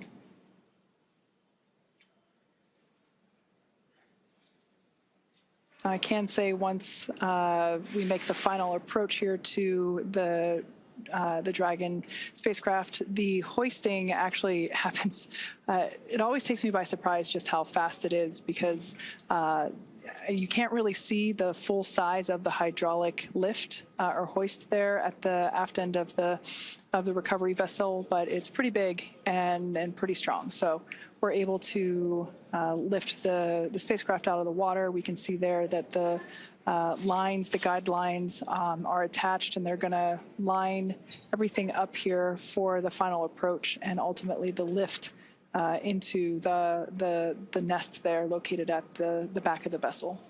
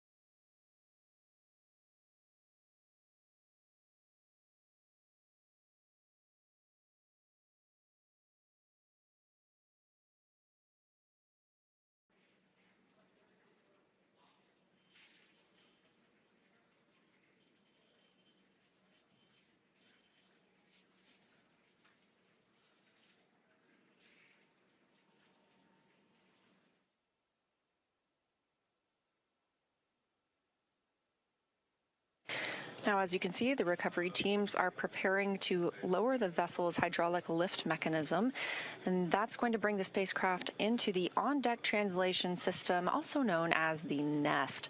Dragon will remain in the nest during crew extraction and then for the journey back to port.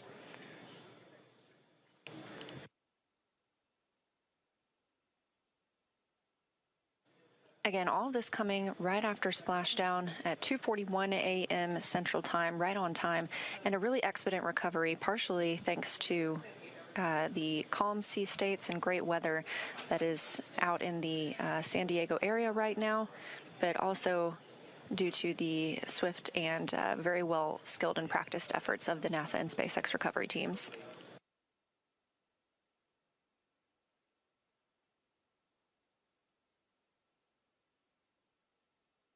The spacecraft is now being lifted. It'll be set on the nest and centered. It'll be oriented so that the side hatch is facing forward for the crew to egress.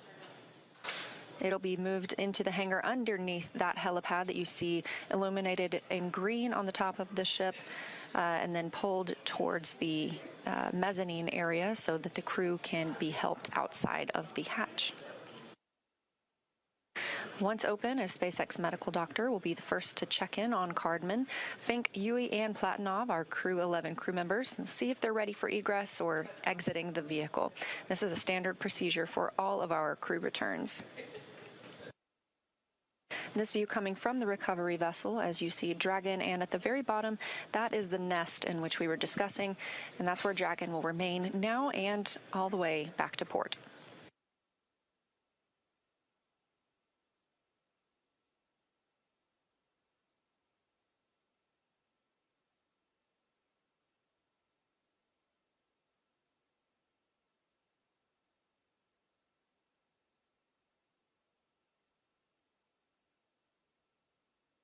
You can also see, facing forward, that is Dragon's side hatch we were discussing. This is the same hatch they used to enter the spacecraft on launch day in August. And of course, this is different from the top hatch. You can not see that because it's underneath the nose cone at the very top of the spacecraft. We've been following along all the way through deorbit burn and nose cone closure tonight. That top hatch underneath the nose cone is what the astronauts and cosmonaut used to enter and exit the International Space Station while Dragon was docked.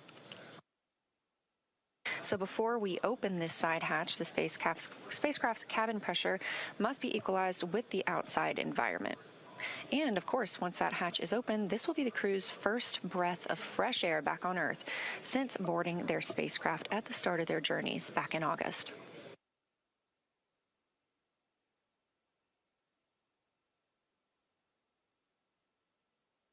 Again, a very by-the-book return. Platform.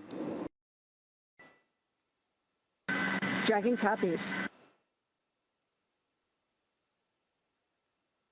Now, that voice speaking with the astronauts and cosmonaut on the Dragon spacecraft is still coming from the core in SpaceX Mission Control in Hawthorne, California. These team members are making sure that all thrusters are covered before they begin to maneuver the spacecraft toward that egress platform. We'll be standing by live the entire time.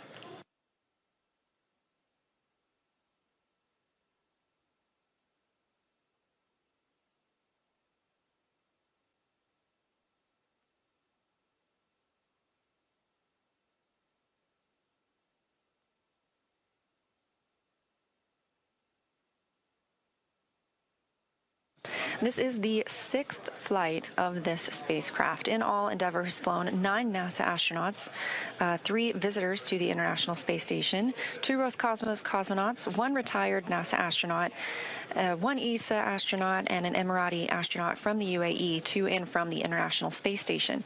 Again, this is the 6th mission for this Dragon spacecraft named Endeavour. First launching on May 30th, 2020 to the International Space Station. And if you remember that date, that was the historic Demo 2 mission for the Commercial Crew Program, carrying NASA astronauts Bob Behnken and Doug Hurley.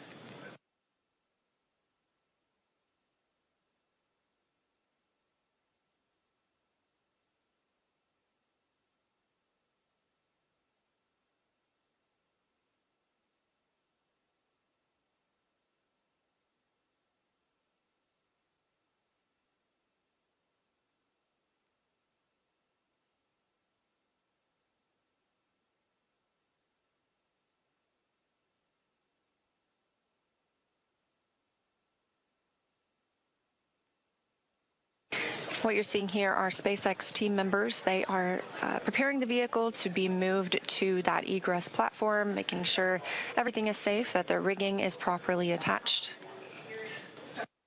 This is really the final ride on Dragon for these Crew 11 crew members. One short trip to this egress platform, and then they'll begin being assisted out of the spacecraft. Completely normal procedures for all of our returns.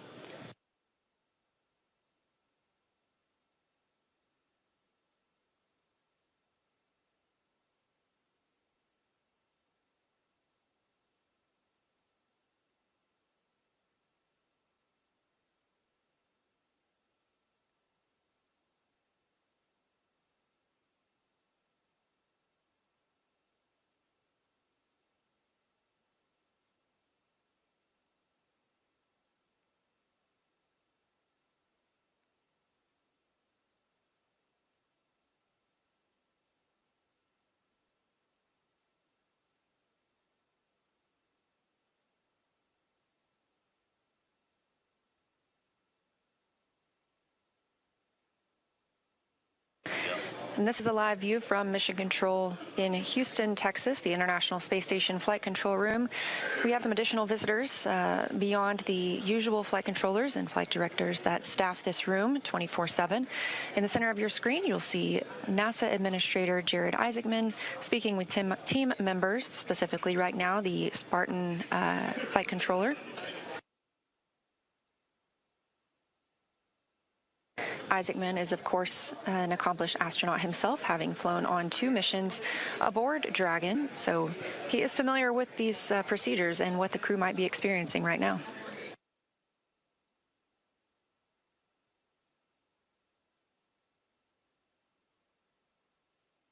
Back on the recovery ship, the teams continue to prepare to move Dragon to that egress platform.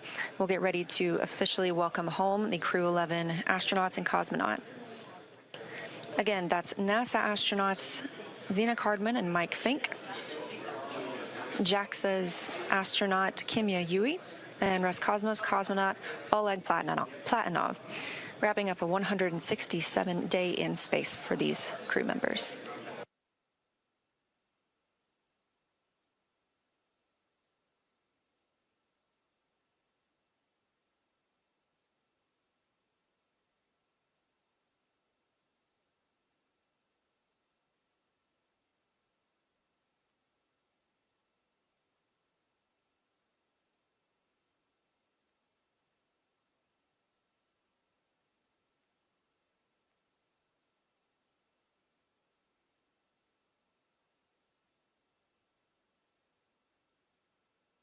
Again, if you're just joining us, thanks for tuning in. This is the live mission coverage of NASA's SpaceX Crew 11 mission returning from the International Space Station back to Earth.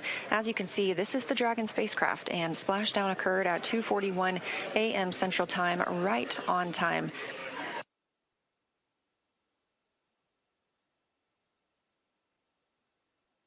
This crew undocked at 4:20 p.m. Central Time, so it was about a 9.5-hour ride from space back to Earth. They wrapped up 165 days aboard the International Space Station, 167 days in total for this mission. And we are seeing motion for Dragon. They are pulling it to the egress platform. It's a short distance, and this view coming from that platform itself. This will align it properly with the side hatch, where we will see the astronauts egress or exit the capsule. They will be assisted after being checked on by a medical doctor, and this is standard procedure for all of our returning crews.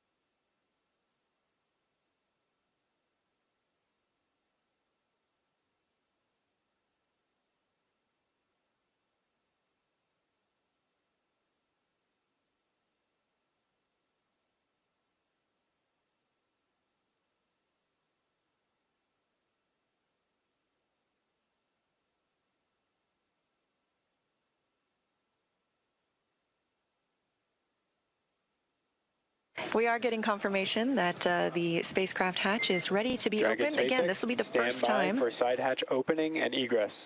It's been an honor flying with you. Standing by for side hatch, and the honor is ours. Thank you so much.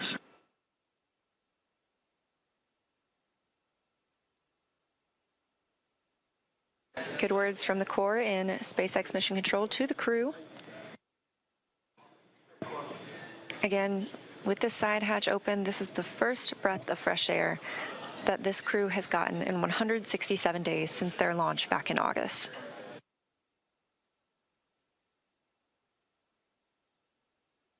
That hatch opening coming at 3:19 a.m. Central Time, and with a splashdown occurring at 2:41 a.m. Central Time, a pretty rapid access of the crew.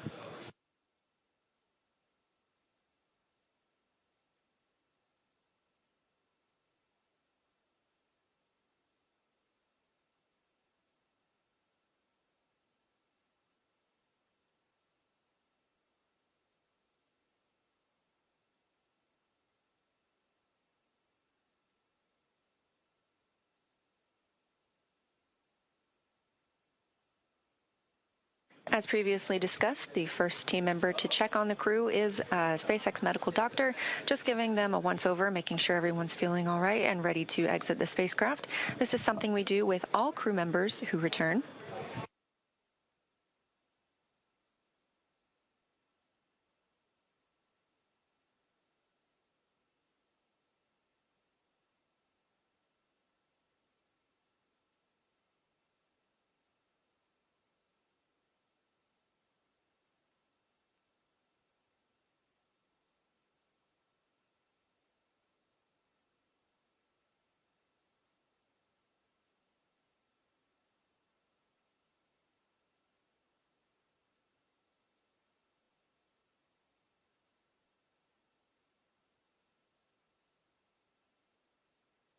And getting a quick picture inside the capsule is NASA photographer Bill Ingalls.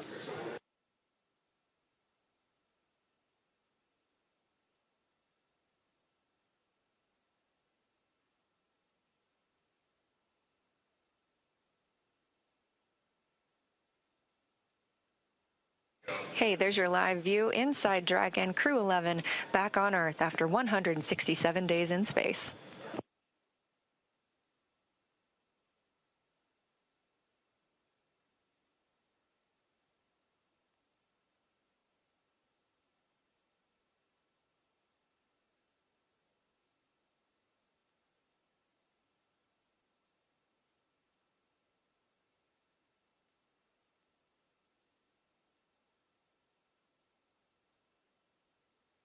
Again, next on the checklist for tonight is crew egress or exit.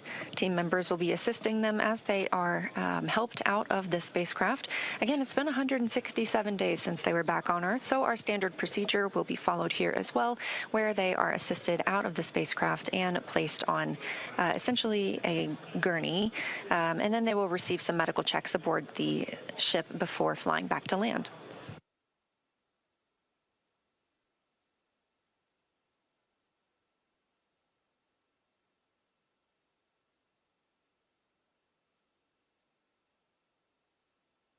Team members inside the spacecraft from SpaceX's recovery team are helping remove some of those extra items that are in the spacecraft. You just saw the footrests being handed off. This will just make it easier for us to bring the crew out of the spacecraft.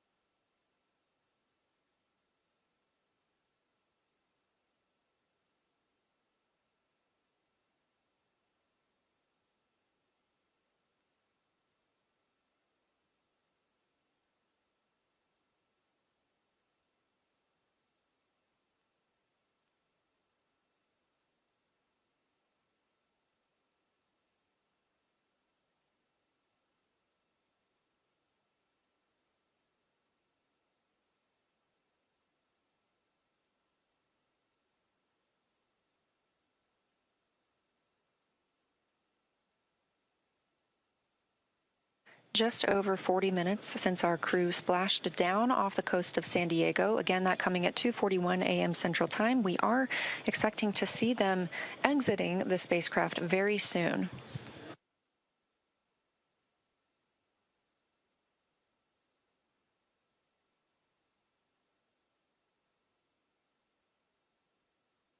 That's the chair the crew members will be helped into and moved back for their initial medical checks.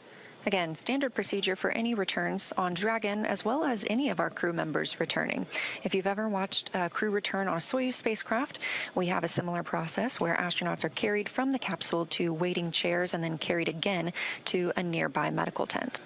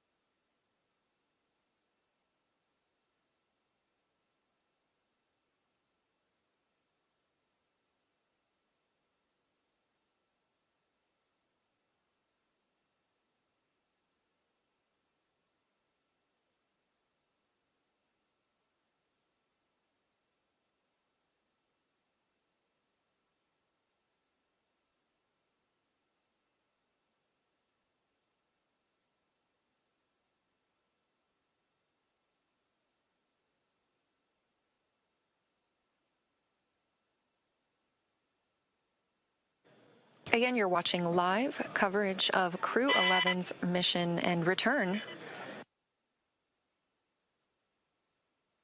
from the International Space Station, having undocked at 4:20 p.m. Central Time on January 14th, just yesterday, and splashing down at 2:41 a.m. Central Time today, January 15th.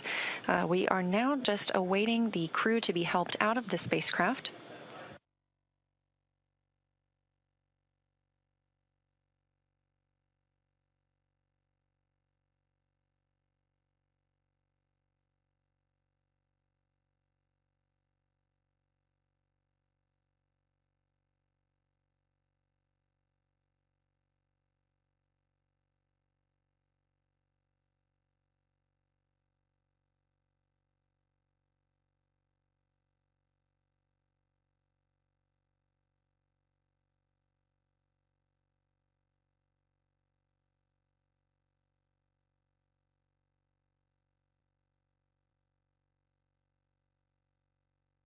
And it looks like our first crew member out of the spacecraft is NASA astronaut Mike Fink.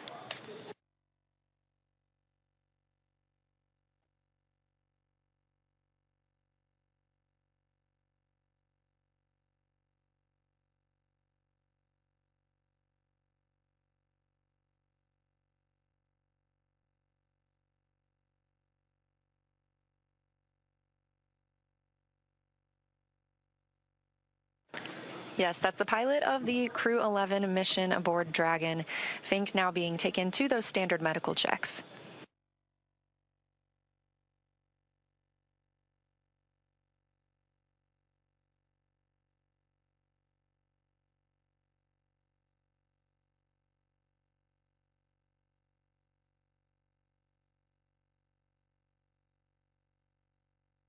And since we just saw Mike Fink, it's worth noting he now has 549 total days in space. That's the fourth all-time most days for NASA astronauts.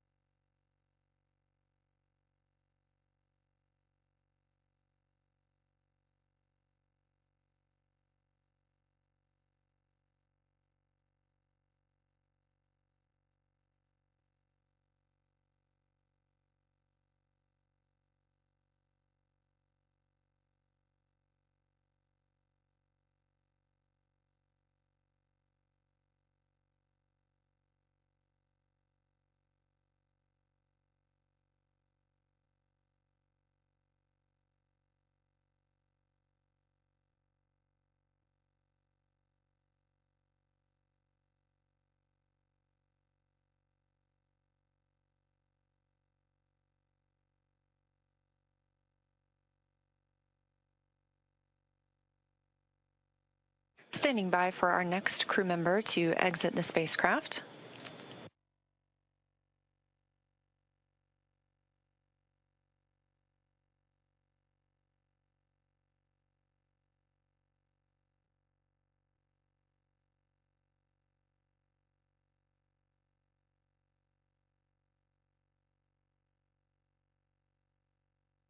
That's NASA astronaut Zena Cardman, wrapping up her first mission to space, commander of the Crew 11 spacecraft.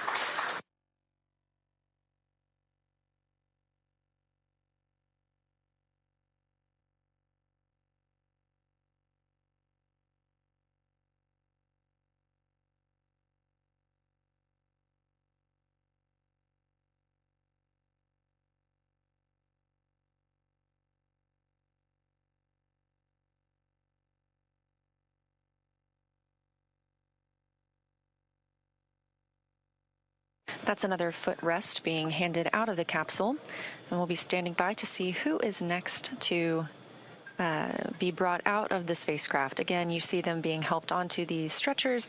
They are being escorted back to their routine medical checks.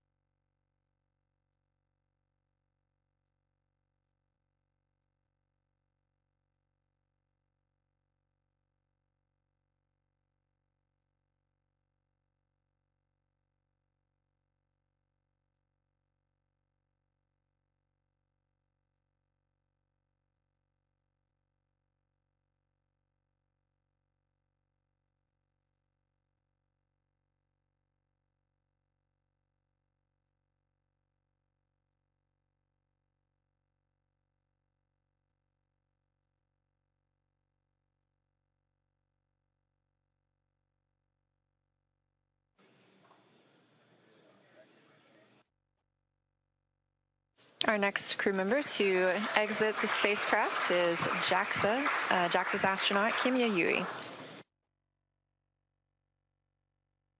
Yui just reached the milestone of 300 days in space across 2 missions. You can see some cheering on the SpaceX recovery ship, and you can probably also hear a little bit of celebration here in Mission Control Houston as well. That's another foot restraint, or a foot rest, I should say, being brought out of the spacecraft, clearing the way for our final crew member to exit, and that will be Roscosmos cosmonaut Oleg Platonov.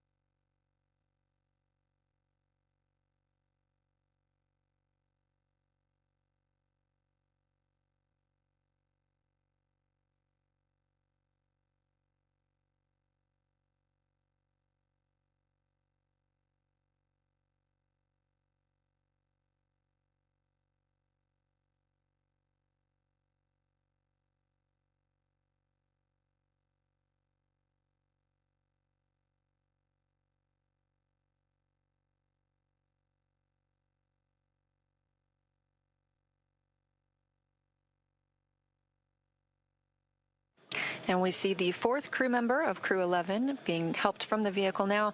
That is Roscosmos cosmonaut Oleg Platonov, also wrapping up his first mission to space.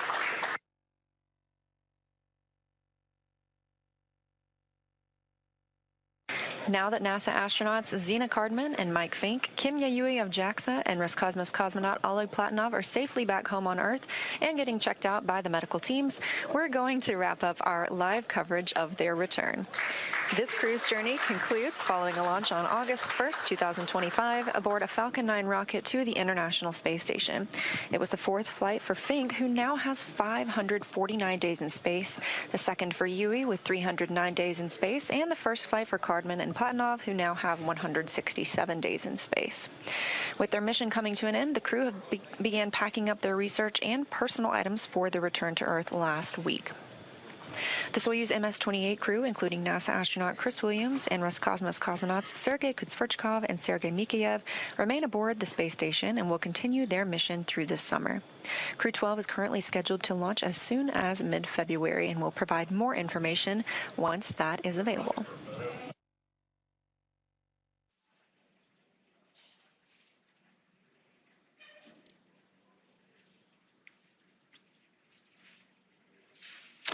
Great news for Crew 11. They are home. The journey back began yesterday, about 13 hours ago, when they closed the hatch to Dragon and undocked from the International Space Station at 12:29 p.m. Pacific, 3:29 p.m. Eastern. Now, during this time, the spacecraft performed a number of maneuvers in preparation for re-entry to the Earth's atmosphere, with final splashdown occurring off the coast of San Diego, California, on time at 12:41 a.m. Pacific, 3:41 a.m. Eastern. And just a little less than an hour following splashdown, we saw Zena, Mike, Oleg, and Kimia make their way out of Dragon and into the recovery ship's medical facilities, safe and sound.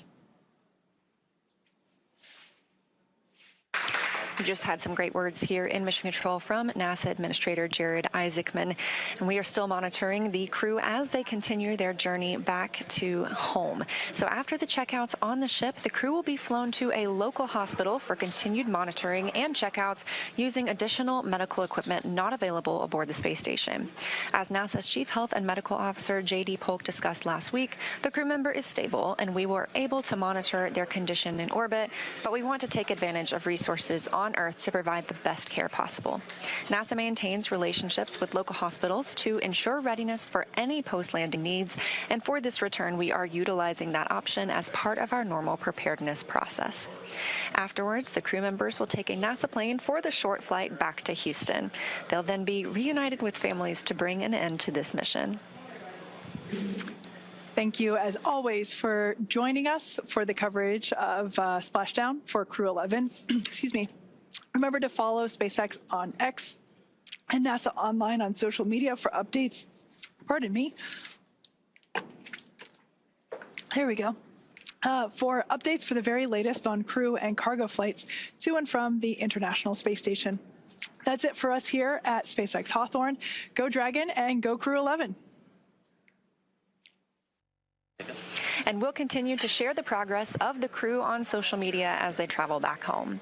We also have a post-splashdown news conference coming up at 2:45 a.m. Pacific time, 5:45 a.m. Eastern time, where leadership will share the latest updates as we conclude this mission. From all of us at NASA and SpaceX, it's been an honor. Thanks for joining, and welcome home, Crew 11.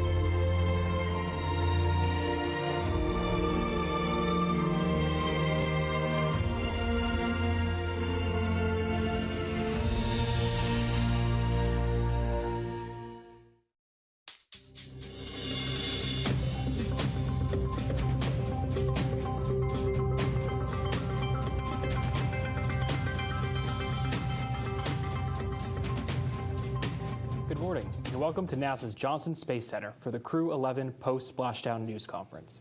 I'm George Alderman, NASA's Deputy Press Secretary, and I'll be moderating today's news conference.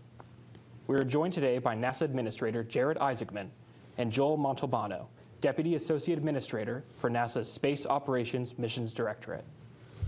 We'll be taking questions through our phone bridge, so media interested in taking a question, please press *1 to enter the queue.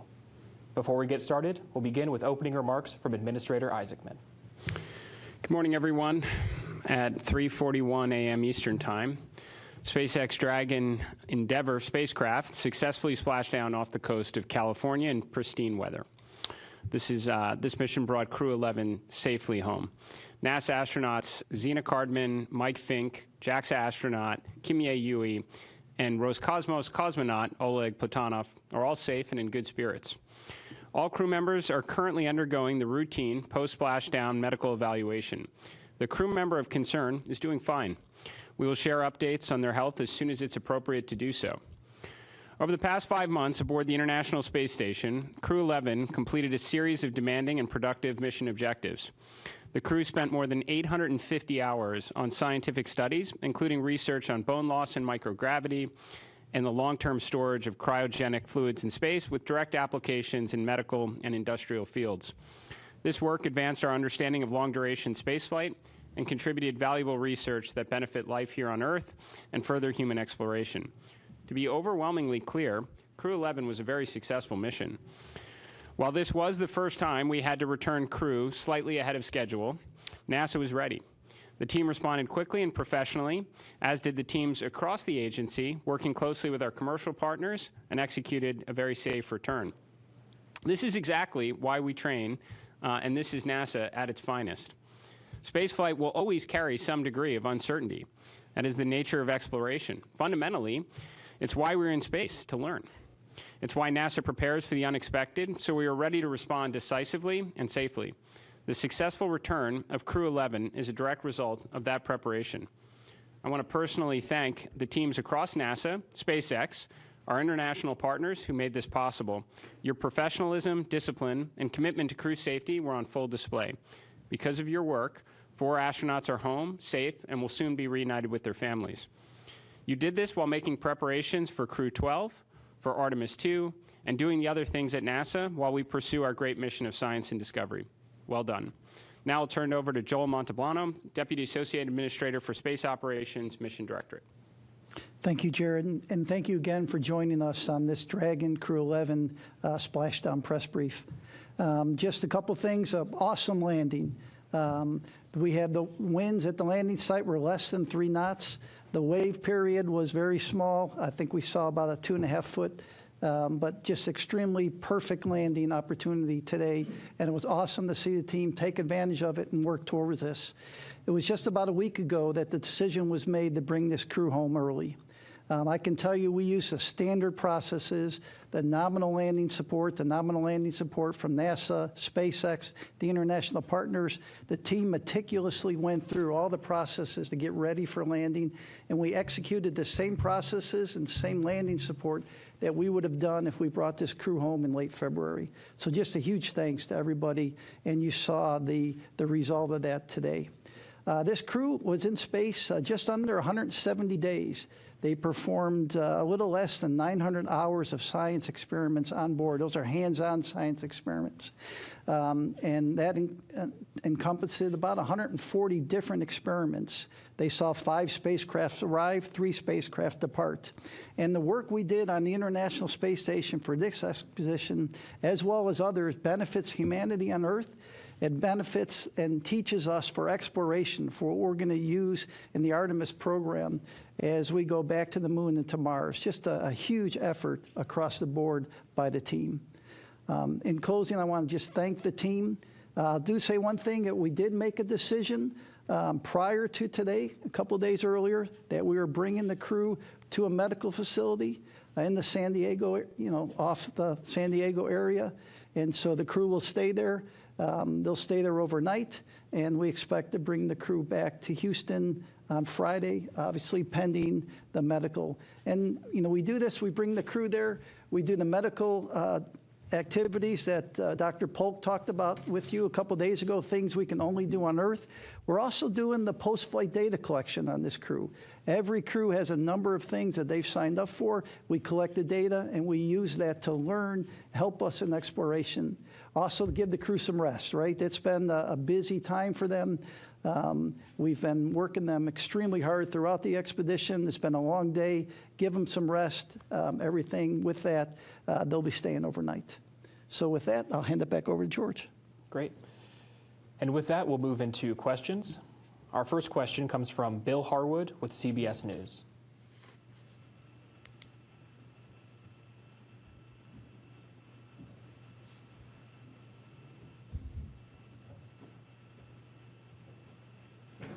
And with that, we'll move into questions. Our first question comes from Bill Harwood with CBS. Yeah, hey, it's Bill Harwood. Can you guys hear me? Loud and clear. Oh, thank you very much. I've got a Crew 12 Artemis 2 question since Crew 11's on the ground and you're looking at moving up Crew. I'm sorry, I'm hearing some crosstalk. Are y'all hearing me okay? Bill Harwood, can you guys hear me? We hear you reasonably well.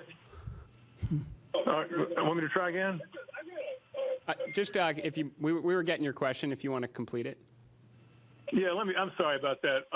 Yeah, it's a Crew 12 Artemis 2 question, and with 11 down on the ground and Crew 12 being accelerated, I guess what I'm wondering is what sort of separation you need between Artemis 2 and Crew 12 in terms of support crew staging. You've got comms with DSN and TDRS and all that kind of stuff. I mean, there must be some minimum separation to avoid the kind of overlap that would prevent that. And it looks like you're really trying to do it. You're trying to get Artemis 2 off in the February window. But if you move up Crew 12, there has to be some minimum separation, I would think. I'm just wondering how realistic it is both of those missions can get off in early February. Thanks. Well, maybe I can start, and Joel, if you want to give maybe some of the technical components to that, like on comms and such. I would just say that this is exactly what we should be doing at NASA. I mean, we have the means as an agency, and it should be expected of our agency, to be able to bring our astronauts home at any time as required under circumstances like this, which is exactly what we did today with Crew 11, while making preparations to pull forward our next mission like Crew 12, while also progressing on our Artemis 2 campaign for what is going to be probably one of the most important human spaceflight missions in the last half century. I mean, I took a briefing a couple weeks ago on what happens in that, what I would describe as the extremely unlikely event that we need to use 2 suit-up rooms at nearly the same time. And I was like, what a great problem it would be for the agency to have that. Now, what I would say is every one of these campaigns, while there is some overlap of some personnel and roles, are parallel efforts. We bring our crew home. We make preparations for our next crew to the International Space Station with Crew 12. We continue to go through the motions with Artemis 2, of which we've already stated we are not going to specify, which launch date we are going to pursue within the already published windows until we have Artemis 2 out at the pad and we get through a wet dress to give us the confidence. So at this point, I don't see any reason why we wouldn't continue along those parallel paths. And if it comes down to a point in time where we have to deconflict between 2 human spaceflight missions, that is a very good problem to have at NASA. You're exactly right. That's exactly what we're doing. The commercial crew and ISS program are working to look at, what we can accelerate.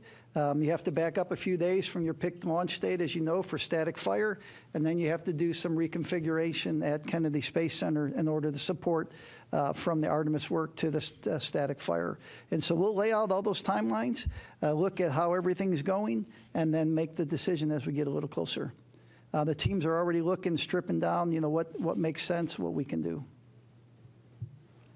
And our next question will come from Marcia Dunn with the Associated Press. Hello, good morning. I'm wondering, is the ailing astronaut doing better or worse than before, or did they need extra help getting home? And I'm wondering, is the crew at the hospital yet? Thanks.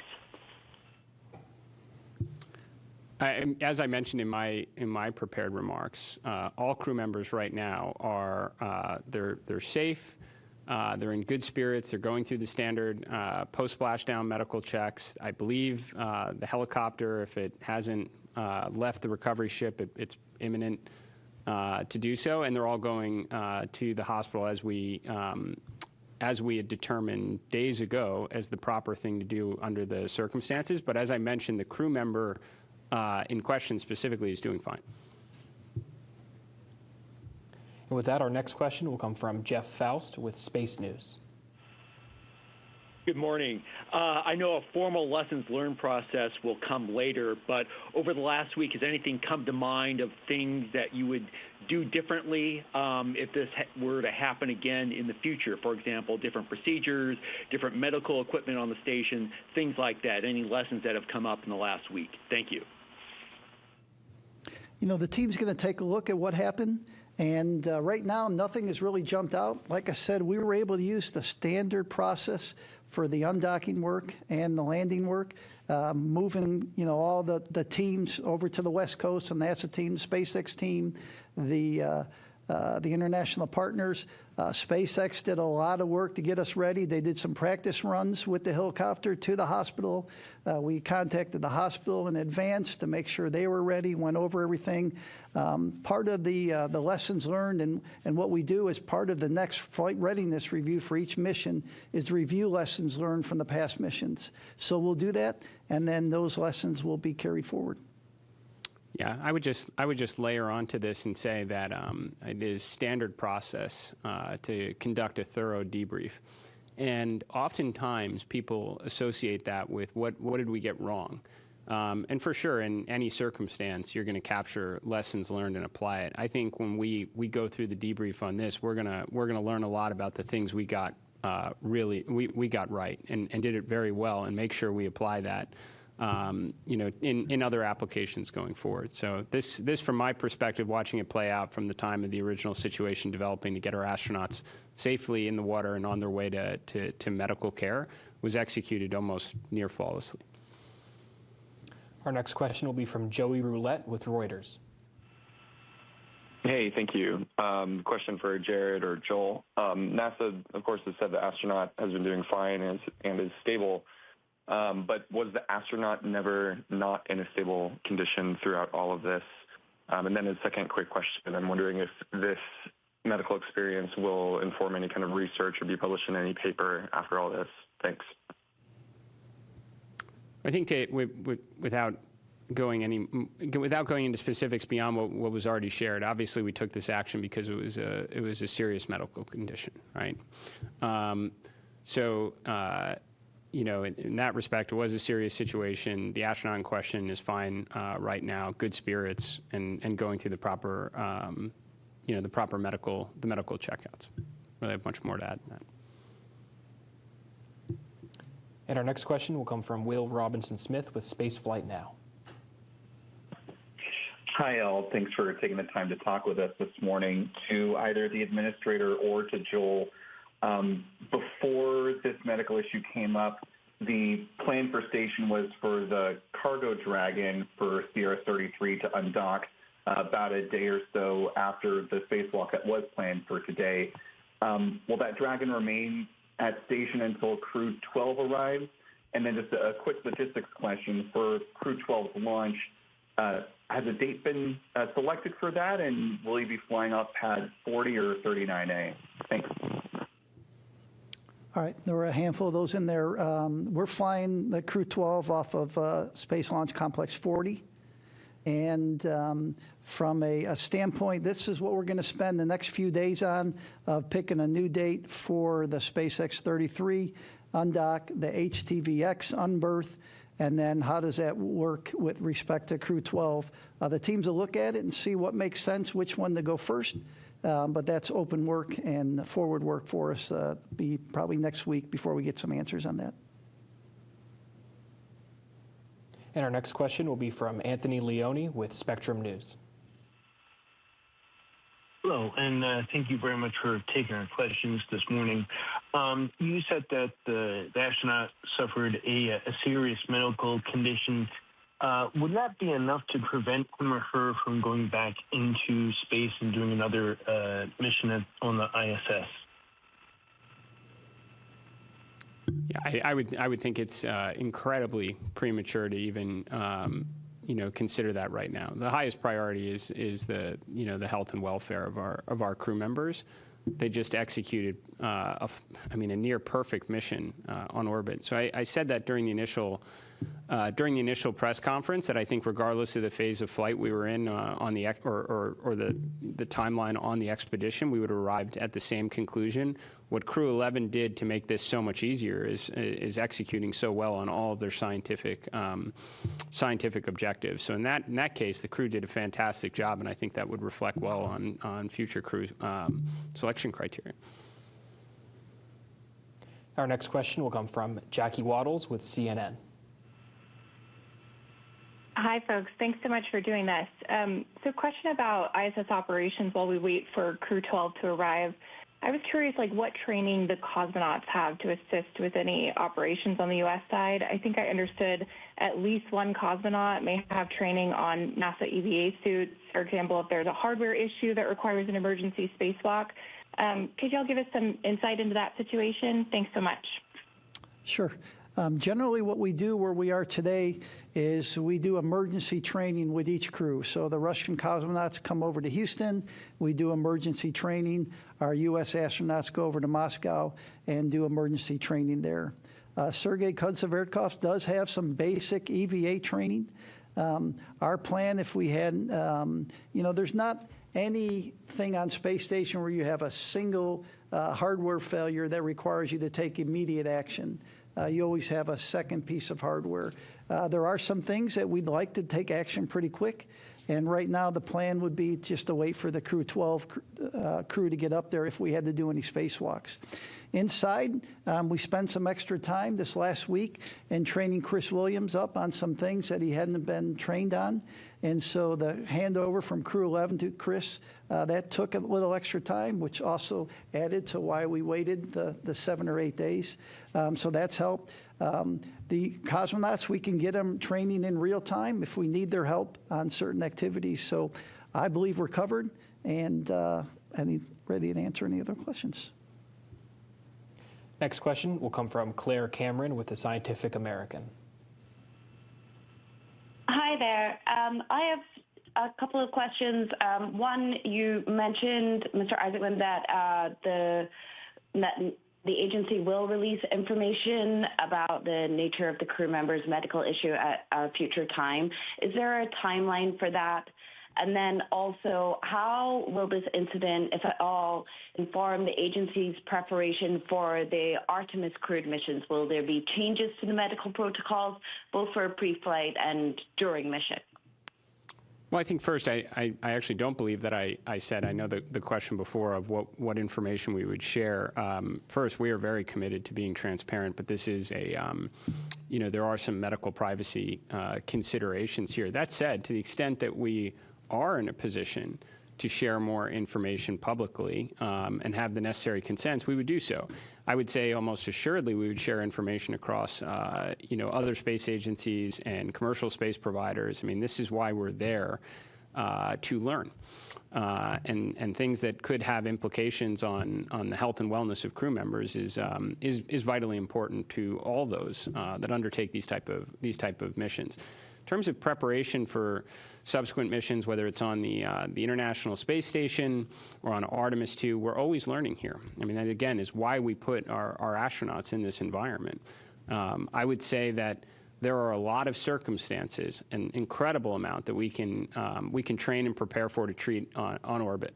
And the International Space Station has exceptional capabilities. Our vehicles, be that Dragon or Orion, Starliner, have medical kits. There are some circumstances that will develop where you're going to want the option to come home. And we build that into our flight plans. There are early return options on Artemis II. There are options to bring astronauts back from the space station in hours, not days. So I think that the fact that we did take some extra time in here does speak to the stability of the situation, how well everyone responded to it. So this is what we trained for. It's built in our planning. It was executed very well. We will capture any relevant lessons learned to inform preparations for subsequent missions. But I think we're in pretty good shape right now.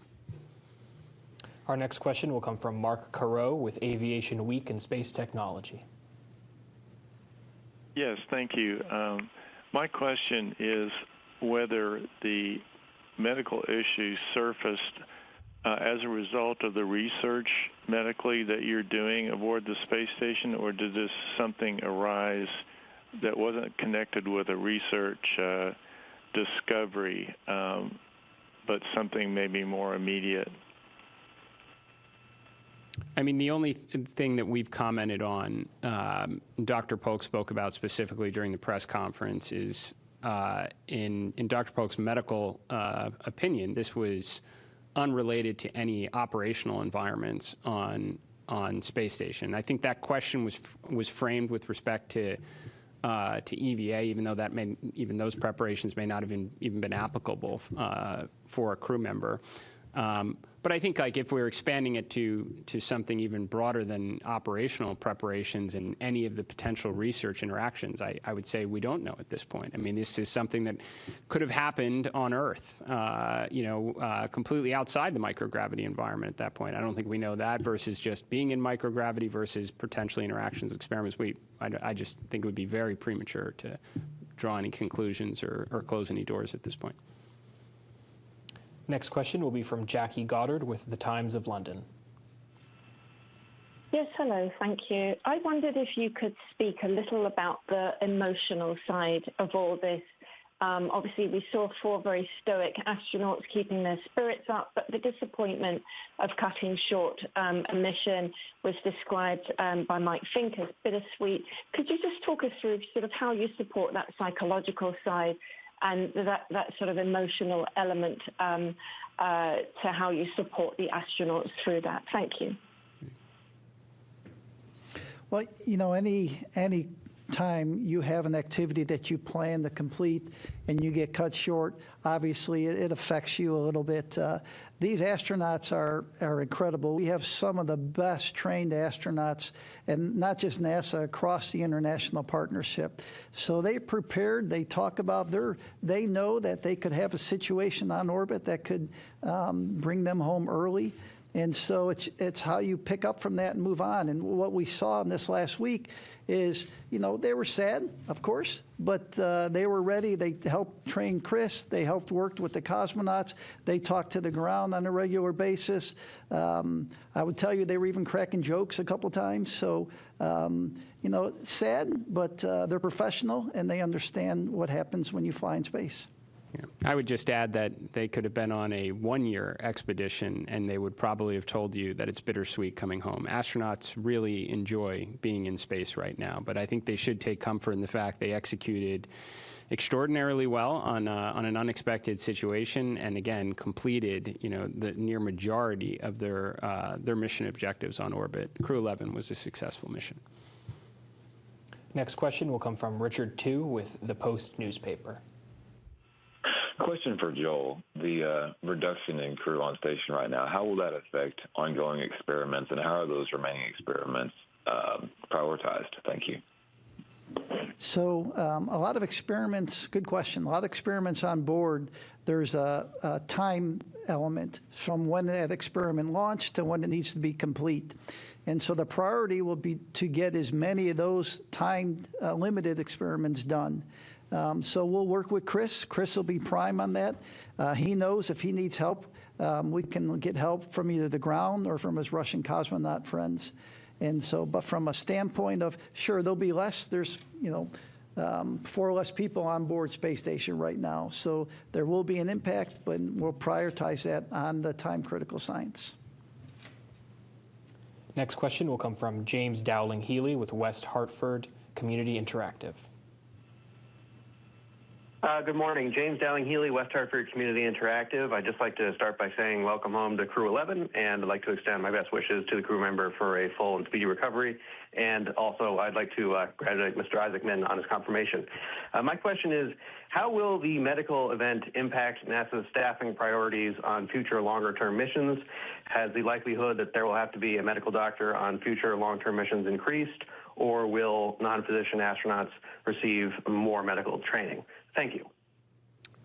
I could start on that one. It's a good question, by the way. It's come up many times of would circumstances have played out differently had there been a physician that was still on space station? And I think generally the answer is no. That speaks to the extensive training all of the astronauts go through for medical conditions. I mean, extensive training to be prepared for this type of circumstance, which again is why Crew 11 responded so well. That said, we do have quite a few physicians that are in the astronaut corps. So you have pretty, the odds are pretty good that you'll usually have one, up there at times. But I don't think that would have changed the outcome. All that said, I think when you look at experience or qualifications, it's generally helpful for human spaceflight and for the astronaut corps, especially as we look at longer duration missions where, we're hours away potentially from returning to Earth from the International Space Station, days away from the Moon. But there will be a time that NASA will embark on missions to Mars, and in that circumstance, likely the human body is going to potentially fail before some of the technology that's enabling it, in which case having medical professionals that are available on those type of missions is additive. But I think specific to this mission, I don't think it would have changed any of the outcomes or any of our decision making. Next question will be from Marcia Smith with spacepolicyonline.com. Thank you so much for taking my question. You've mentioned several times that this was not an emergency, and that in an actual emergency, you could get the crew back much more quickly. And I'm just curious, how many places are there that you can land, since weather is always so difficult to predict? So you were very lucky today. You had these pristine conditions for landing. But if you had a real emergency, there must be places other than the Pacific Ocean that you can land. Can you still land, back near Florida, or where could you land in an emergency? Yeah, so we have the ability to land almost anywhere in the world. We have an agreement with the U.S. military to be there within 24 hours of a landing with PJs to assist the crew. And so we do have multiple opportunities. Now, it also can depend on why you're undocking, right? So if you have a space station emergency and you're undocking because of that, you can wait. There's time, and you can just stay in orbit. The Dragon vehicle has a capability of about 5 days of reflight. You use about a day-ish going up, so you do have some time. If it's a medical thing and you need to get home, you'd come home anywhere in the world, and we'd use the U.S. military to get to them as quickly as we can, and then from that, we'd figure out what the next steps would be. Yeah, I mean, that does speak again to, the stability of the situation, because you do have the capability to get in the water within hours. You just ideally want to be in the water in a situation where you can actually help the crew members. So certainly being in the middle of the Pacific or Atlantic doesn't serve us very well. But we can constantly evaluate splashdown locations with acceptable weather that might be in international locations, but could get a crew member to medical care urgently if necessary. And we're constantly assessing that. It wasn't necessary, obviously, in these circumstances. Next question will be from Manuel Mazzanti with Exploración Especial. Thank you so much, Manuel Mazzanti, Exploración Espacial. The main reason for bringing Crew 11 in an anticipated way was to try to have further medical exams on this crew member that was not feeling well. I wonder, are these medical evaluations going to be led by NASA or some other institution? Thank you. And so we'll partner with our flight surgeons have specific training in aerospace medicine, and so they are the leads. We work with the hospitals prior to each landing to kind of brief them on on a conditioned astronaut when they come back. And so it'll be led by our flight surgeons, but we'll obviously, with the hospital in California, we'll be using their resources, so we'll be working cooperatively. Our next question comes from Brett Tingley with space.com.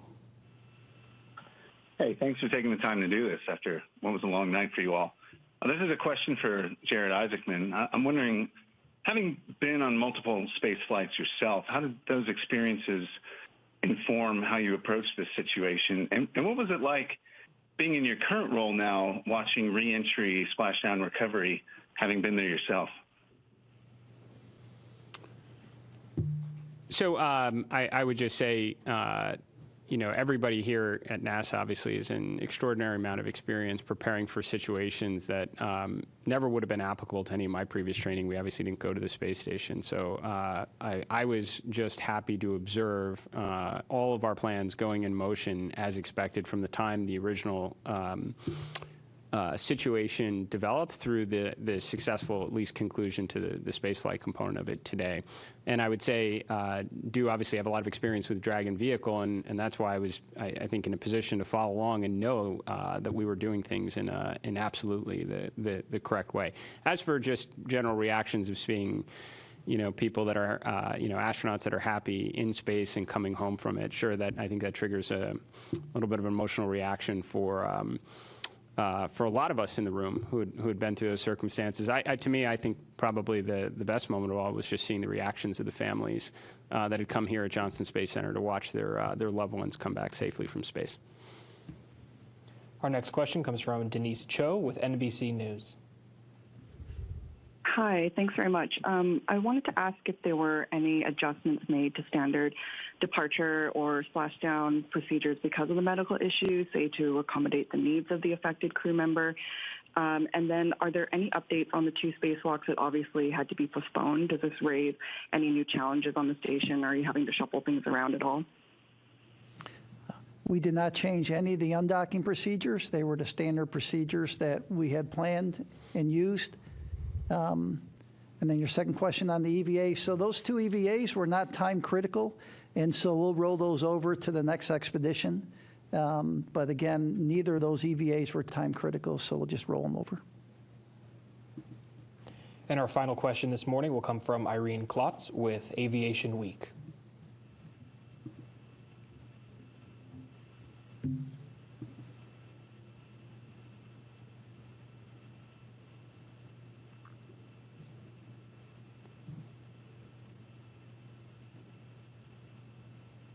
Irene, please hit your mute button. Sorry about that. Good morning. Are you expecting all 4 crew members will be released together at the same time from the hospital? We would expect that to be the plan, yes. And with that, that concludes today's news conference. Thank you to all the media who joined us and for your continued coverage. We look forward to hearing from the crew in the coming days during their own news conference. Please watch for an upcoming advisory with those details. Until then, thank you, and we'll see you next time.